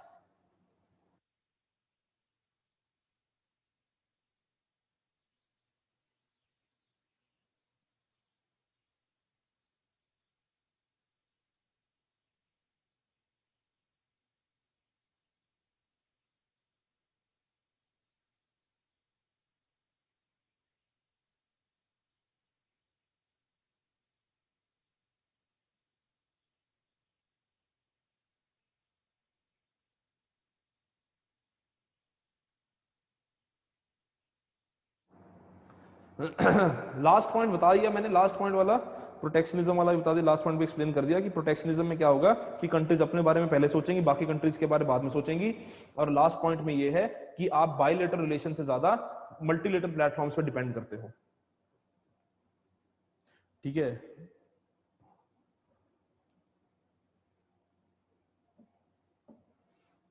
जैसे sir Iran में radicalisation हो रही है, Turkey में भी वो भी challenge है. हाँ, रेडिकलाइजेशन तो चैलेंज है ही है यार, रेडिकलाइजेशन चैलेंज है तो उसमें कुछ इंपैक्ट नहीं है, उसमें radicalisation is a challenge for the entire world यार.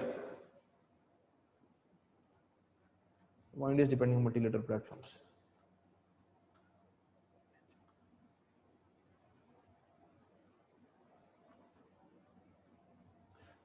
But the other countries do not have any option that they have to have the trade or they have to do the trade with China.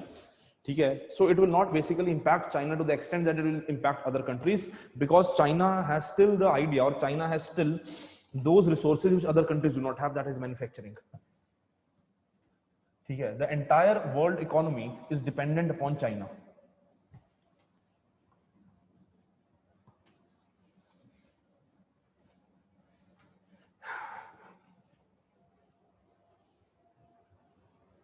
ठीक है जी। पाकिस्तान तो challenge रहेगा ही रहेगा, पाकिस्तान को कैसे सुधार सकता है कोई? ठीक है, पाकिस्तान तो हमारा भाई है। चलो,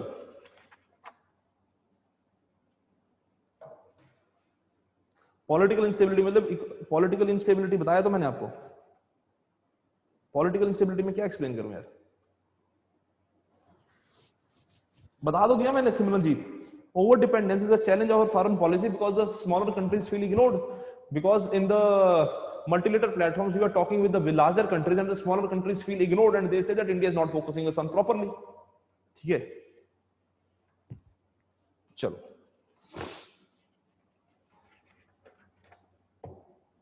हाँ हाँ बिल्कुल, any kind of economic depression or any kind of recession can occur due to China।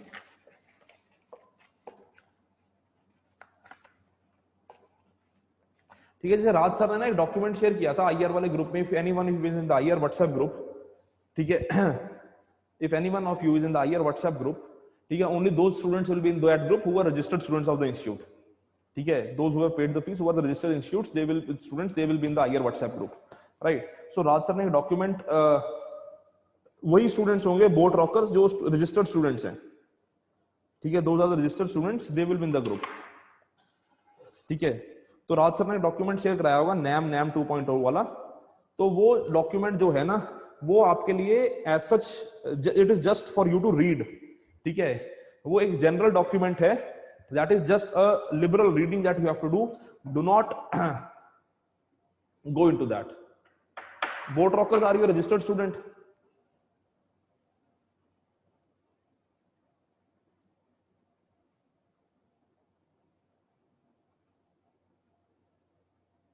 हाँ जी केशव, बताइए Keshav.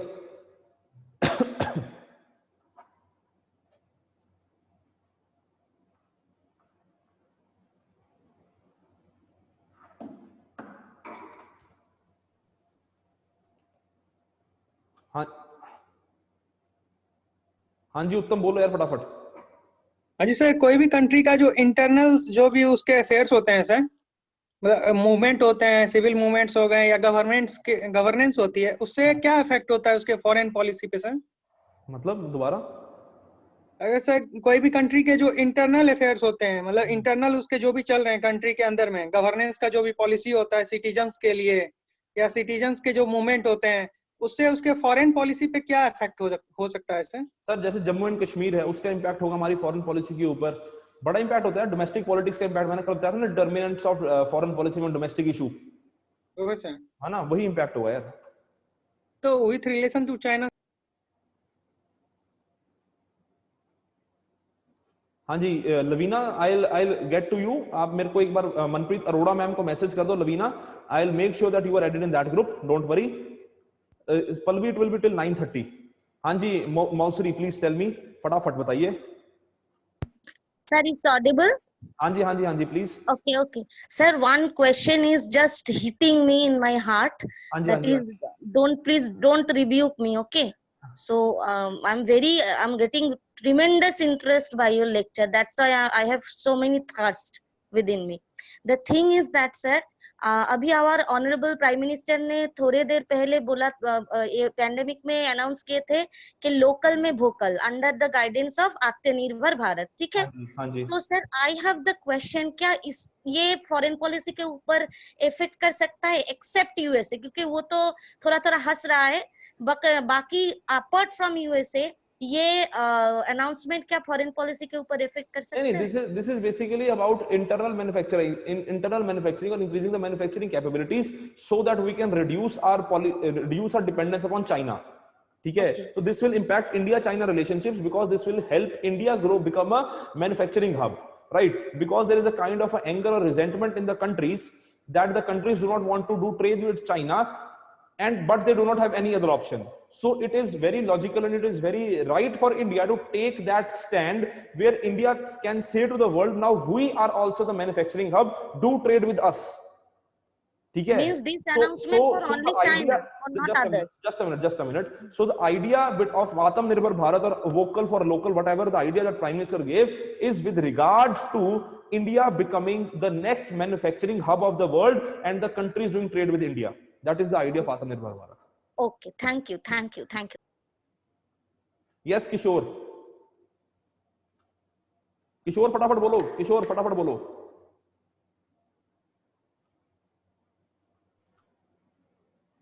Megha, yes, Megha, fast. Good morning, sir. Good morning, Megha. Sir, yesterday मैंने एक न्यूज़ पढ़ी थी कि चाइना कंट्रोल्स 1000 किलोमीटर्स इन लद्दाख. तो इसके लिए मतलब इंडिया ने कुछ अपोज क्यों नहीं किया? बिकॉज 1000 किलोमीटर तो बहुत बड़ा एरिया होता है जो चाइना ने कंट्रोल कर लिया इंडिया का. अपोज कर रहा है, वो अपनी डीलिंग चल रही है, दोनों आपस में बात कर रहे हैं. This is all about cohesion, this continuous. ये ऐसा नहीं कि पहली बार हुआ है, it happens and it has happened multiple times. So this is basically kind of cohesiveness and kind of reactions and actions that continues to happen. So that is not a very distinct point. Yes, there is a point of negotiation. Yes, there is a point of problem with India and China, but this will continue to happen. So it is not a very big or a very tremendous challenge with regard to the idea of India. So that is not a problem. ठीक है, वो चलता रहता है और इसको control कर लिया जाएगा. इंडिया ने कल बोल दिया कि फिर we have sent back China. ठीक है, so अब ये देखते हैं कैसे चलता है, क्या होता है. Nobody knows. Okay, sir. Thank you.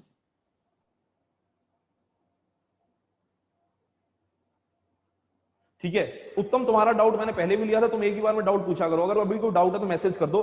Challenge उसमें मैं दोबारा मौका नहीं दूंगा बोलने का. अभी बाद में लास्ट में मौका दूंगा बोलने का, अभी नहीं दूंगा. Next is Cold war. ठीक है, Cold War is a very important point related to your foreign policy. ठीक है, sorry, your IR topic Cold War. Cold War मैं उतनी लेंथ एंड ब्रेथ में नहीं कराऊंगा जितने में राज सर ने कराया होगा वर्ल्ड हिस्ट्री में. राज सर कराएंगे वर्ल्ड हिस्ट्री में. मैं उतना करवाऊंगा जितना तुम्हारे इंडियन फॉरेन पॉलिसी और वर्ल्ड ऑर्डर के रिलेटेड है.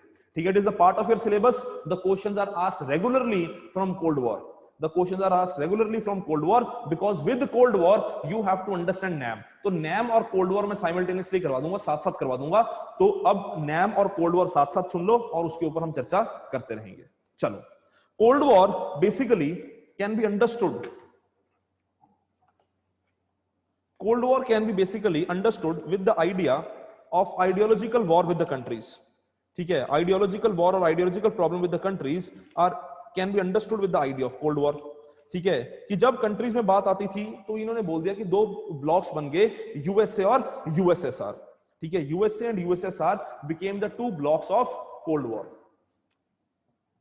USA and USSR became the two blocks during the time of Cold War. ठीक है, so Cold War was never kind of an actual war or there was not a kind of actual war in during the time of Cold War. ठीक है, ऐसा नहीं था कि दोनों कंट्रियां सरहद पे खड़ी थी और एक दूसरे को गोलियां मार रही थी, वो नहीं था कोल्ड वॉर. ठीक है, अब ये जो कोल्ड वॉर का आइडिया था ना, this word cold war was coined by Bernard Bharuch.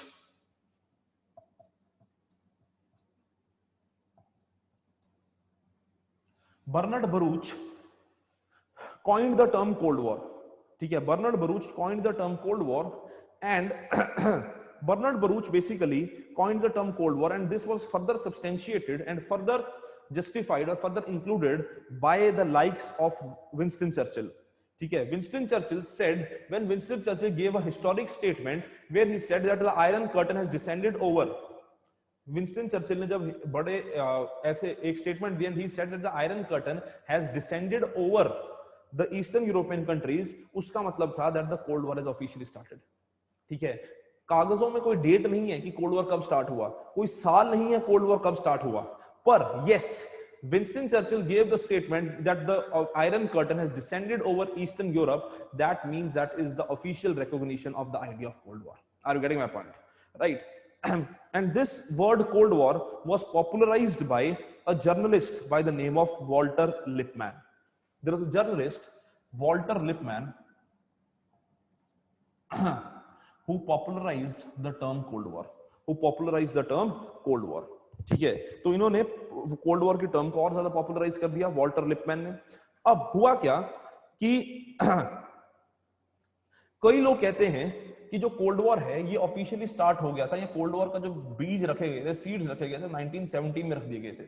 The seeds of cold War were sown in 1917 during the time of Bolshevik revolution.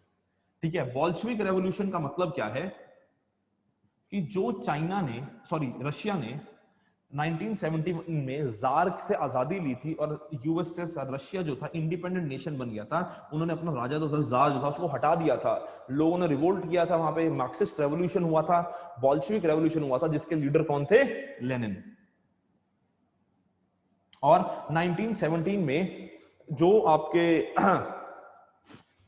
1917 में जो आपके लीडर वो थी कंट्रीज थी 1917 में जो आपकी कंट्रीज थी उन्होंने क्या किया था? They were going through world war 1। So जो रशिया था that was on the side of USA. ठीक है, Russia and USA were the partners in world war 1। तो in 1917 when Russia went out, when Russia stopped और Russia did Bolshevik revolution, they quit from the world war 1। तो जब उन्होंने world war 1 छोड़ दिया तो यूएसए को पहली बार लगा कि रशिया हैज बैकस्टैब्ड यूएसए। ठीक है, तो some people say that the seeds of Cold War started during Bolshevik Revolution when USSR or the Russia backed out of World War 1। कि जब रशिया जो था वो World War 1 छोड़ के गया। हाँ दूंगा नोट्स यार, दूंगा नोट्स, शिव टेंशन मत लो।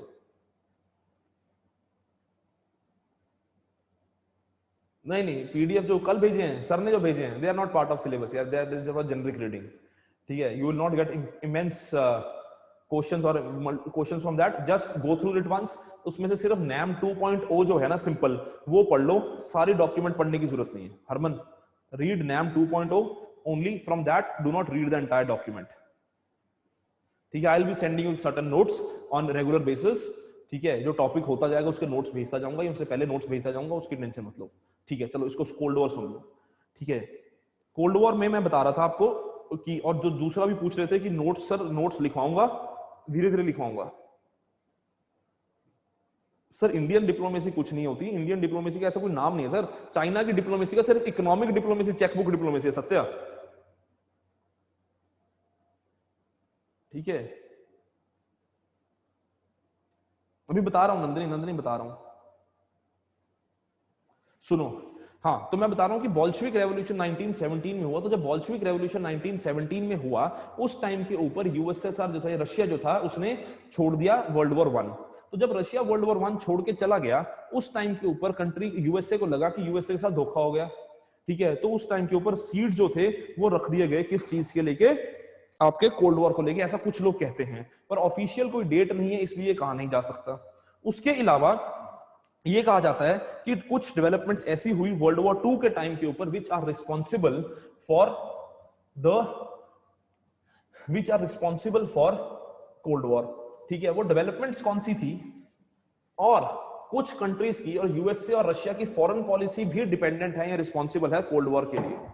ठीक है, यूएसए और रशिया की फॉरेन पॉलिसी भी डिपेंडेंट है कोल्ड वॉर के लिए, और रीजन है कोल्ड वॉर के लिए। जैसे स्टेलिन, लेनिन के बाद लीडर है स्टेलिन। ठीक है, स्टेलिन बिकेम अ डिक्टेटर। ठीक है, स्टेलिन डिक्टेटर बन गए, उन्होंने रशिया के ऊपर बहुत जुल्म ढाए। ठीक है, इन्होंने मतलब एक तरह से टोटलिटेरियन स्टेट ही बना ली, जैसे कि आपकी नाजी स्टेट या फिर आपकी मुसोलिनी की स्टेट थी, वैसी ही इन्होंने स्टेट बना दी। ठीक है, इन्होंने वही बात कही थी जो मैं आपको परसों भी समझा रहा था कि यार स्टेलिन की जो रशिया है that will be always be insecure because of its large open borders. ठीक है, तो Russia will always be insecure because of its large open borders, जिसकी वजह से स्टेलिन ने क्या किया? स्टेलिन कहता कि यार देखो ये तो नेचुरल है कि we will be insecure about for because of our large non official borders. ठीक है, सो स्टेलिन ने ये बोला, और स्टेलिन ने इसकी वजह से क्या किया? Stalin signed agreements with Germany, Stalin signed agreements with Japan. तो इसकी वजह से कंट्री को क्या लगा? इसकी वजह से यूएसए को क्या लगा? यूएसए घबरा गया। यूएसए को लगा कि अगर रशिया ने हर कंट्री के साथ एग्रीमेंट साइन कर लिया तो फिर रशिया जो है वो यूएसए को सुपरसीड कर जाएगा, यूएसए को ओवर पावर कर जाएगा बाकी रिलेशनशिप्स में। ठीक है, इस कॉन्टेक्स्ट में स्टेलिन के साथ यूएसए ने क्या किया? यूएसए ने अपनी फॉरेन पॉलिसी चला दी, और यूएसए कहता कि our idea is to control and curb communism. कि जो यूएसएसआर या रशिया की आइडियोलॉजी है कम्युनिज्म की, उसको कर्ब करना, उसको कंट्रोल करना हमारा मेन मकसद है, हमारा मेन आइडिया है। ठीक है, तो ये इन्होंने फॉरेन पॉलिसी जो थी वो चलाई। दूसरी बात,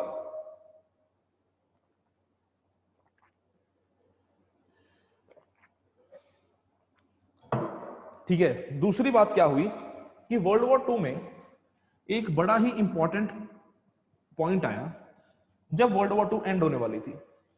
ठीक है, तो इट वाज डिसाइडेड, ध्यान से सुनना इस बात को, it was decided control and curb communism. ठीक है, it was decided in the world war 2 that Japan which was on the side of Germany, Japan which was on the side of Germany, उसको हराने के लिए it was decided that Russia will enter from the eastern side and Russia will try to and और try to win over Japan. ठीक है, so it was decided between the countries that Russia will try and win over Japan. ठीक है, तो जब ये decide हो चुका था उस टाइम के ऊपर यूएसए को लगा, यूएसए कहता कि यार अगर रशिया जापान में घुस गया, रशिया जापान में घुस गया और रशिया ने जापान को जीत लिया, ठीक है, तो कह रहा होगा क्या कि रशिया जो है वो अपना कम्युनिज्म जापान में भी एस्टेब्लिश कर देगा। So Russia did not want, और Russia sorry USA did not want that Russia should enter Japan and establish communism.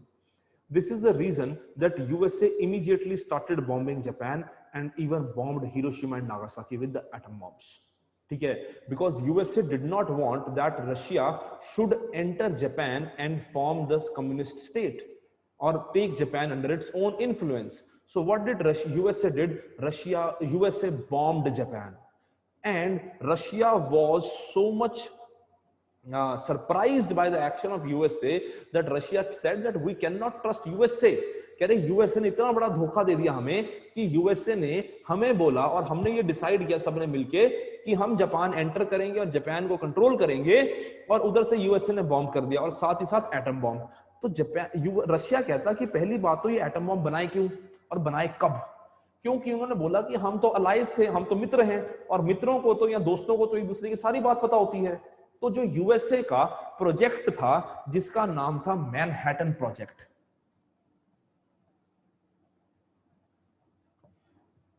USA के प्रोजेक्ट का नाम था मैनहट्टन प्रोजेक्ट, और ये जो मैनहट्टन प्रोजेक्ट था, ये Manhattan project basically was related to forming the atom bombs और मेकिंग एटम बॉम्ब्स। ठीक है, इस प्रोसेस या इस प्रोजेक्ट के बारे यूएसए ने कनाडा को बताया हुआ था, यूएसए ने यूके को बताया हुआ था, but Russia was not informed. So Russia felt cheated and Russia said कि यार अगर यूएसए कंट्रीज पे अटैक कर सकता है, जापान पे अटैक कर सकता है, तो बड़ी बात नहीं है वो हम पे भी अटैक कर दे। So this was considered to be the initiation of cold war between USA and Russia. ठीक है, चलो अब है कि इसके बाद आते हैं फेजेस ऑफ कोल्ड वॉर। ठीक है, वो मैं तुम्हें करवाऊंगा कल। अब जो है मैं कुछ डाउट लूंगा, काफी सारे डाउट आ रखे हैं, जिसने जाना है वो जा सकता है, जिनके डाउट्स हैं वो क्लास में रुक सकता है। Thank you. ठीक है, I hope you enjoyed today's lecture as well. जिनके डाउट्स हैं वो they keep asking and those who want to leave they can. Harpreet, communism और कम्युनलिज्म में बहुत अंतर है। कम्युनिज्म एक आइडियोलॉजी है जो मार्क्स को फॉलो करती है, मार्क्सिस्ट थॉट को फॉलो करती है, और communalism is a fight amongst the communities. Communism is the communalism, जो आपने लिखा है ना communalism Harpreet, that is basically the interest of a community takes precedence. Cold war कहीं मेंशन ऑफिशियल वर्ड नहीं है। शेयर ऑल, अपने नाम बताओ यार। ठीक है, कि तुम्हारा नाम क्या है और तुम रजिस्टर्ड स्टूडेंट हो क्या है? आप रजिस्टर्ड स्टूडेंट हो सर? नोट्स तो सर वो एक पीडीएफ जनरली शेयर किया था, उसमें ऐसा कुछ सिलेबस वाला पॉइंट नहीं था, वो सर ने जनरली राज सर ने शेयर किया था।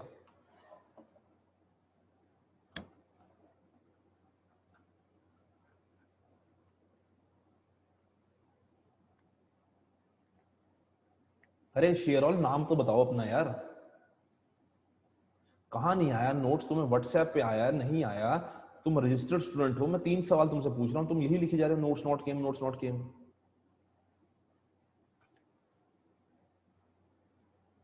अभी राजपूत यार, ये तो ज्योग्राफी वाले सर बताएंगे। हाँ हाँ मिल जाएंगे यार, उसमें कोई प्रॉब्लम नहीं है। व्हाट्सएप ग्रुप है आईआर का. Coercive coercive is basically forceful.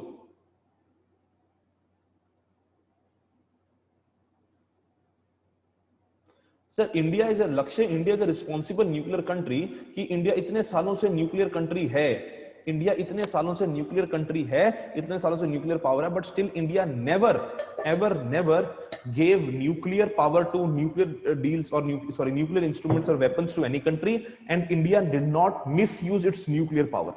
इस वजह से इंडिया को रिस्पॉन्सिबल न्यूक्लियर प्लेयर कहा जाता है. नैम 2.0 यार, ये नैम 2.0 कल थोड़ा सा बताऊंगा जब नैम कराऊंगा.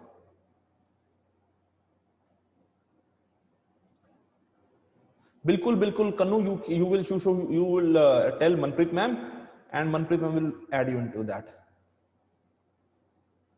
Pallavi is a diaspora Indian living in foreign countries and demography. नहीं, डेमोग्राफी तो सभी होते हैं, डेमोग्राफी सभी होते हैं. डेमोग्राफी जरूरी नहीं है कि सिर्फ इंडियंस ही जो इंडिया में रह रहे वही हो, जो बाहर चला जाता है उसको डायस्पोरा बोलते हैं. डेमोग्राफी के वो भी पार्ट आते हैं. How to link IR with newspaper? Manav यार, IR is all about newspaper. You read newspaper, you read the countries, the notes that you can the notes that you will find in newspaper, articles that you find in newspaper, and you will read them gradually.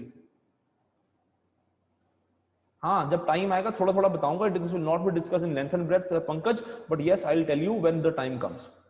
ठीक है. Mixed आता है यार, अभी mixed आता है और कुछ नहीं आता. ठीक है, मैं ये नहीं कह सकता अभी कि यार इसी में से आएगा, मिक्स्ड आता है यार. जब आएगा टाइम यार, टॉपिक स्पर्श भेजूंगा यार. ठीक है, I will share it topic by topic. Mac which one is, both are good mac, both are good, but multilateralism के चक्कर में you can not ignore bilateralism. नहीं, इशू एनपीटी के साथ बड़े सारे दिक्कतें हैं, उसको मैं डिस्कस करूंगा जब न्यूक्लियर कराऊंगा. नहीं, टेलीग्राम ग्रुप नहीं, इट इज व्हाट्सएप ग्रुप. ठीक है, टेलीग्राम ग्रुप यार सब ज्वाइन कर जाते हैं ना, टेलीग्राम ग्रुप वो भी ज्वाइन कर लेते हैं who are non registered, so we prefer WhatsApp groups, and I'll also upload notes on the portal with the lecture, don't worry. Sunil यार, डेली आंसर राइटिंग क्वेश्चन, अभी आईआर का टॉपिक पढ़ना तो सीखो. डेली आंसर राइटिंग का क्या करोगे जब तक टॉपिक ही समझ नहीं आएगा यार. आंसर राइटिंग मेरे को पता है कि सबको होता है कि आंसर राइटिंग शुरू हो जाए, आंसर राइटिंग करवा दो, पर जब तक कुछ आता नहीं, आंसर राइटिंग नहीं पॉसिबल है. और अच्छे आंसर लिखना जरूरी है, आंसर लिखना जरूरी नहीं है.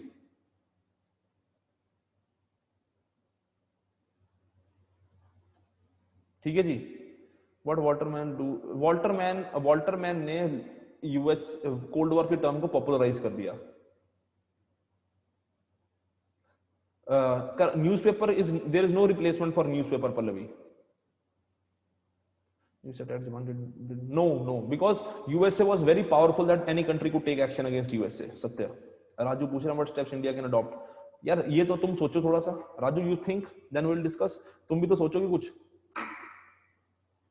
Either सारे notes, sir, I didn't get any note except email. I had that limbs and you, I didn't add me in the WhatsApp group either. Minivel, I have no idea यार. I am not the admin of the WhatsApp group. It is Manpreet ma'am. History and culture, Anu मैंने कल भी बताया था. History and culture is basically the idea where you talk about the background of India's history. ठीक है, you talk about the background of India's history. ठीक है, जैसे कल्चर की बात हो गई, बुद्धिज्म की बात हो गई.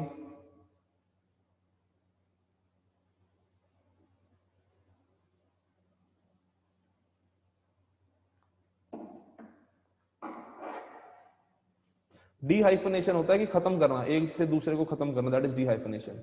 D linking. प्रोटेक्शनिज्म मतलब ग्लोबलाइजेशन खत्म करना, अपने अपने बारे में सोचना. यार गुजरात कहां है? गुजराल यार, Nandan, it is Gujral, not Gujarat. कुछ नहीं, नेबरहुड फर्स्ट पॉलिसी बन गया डिफेंस से, गुजराल डॉक्ट्राइन से. ठीक है जी, चलो. So that is it.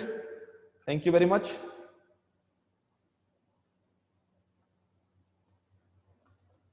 All the best. See you tomorrow.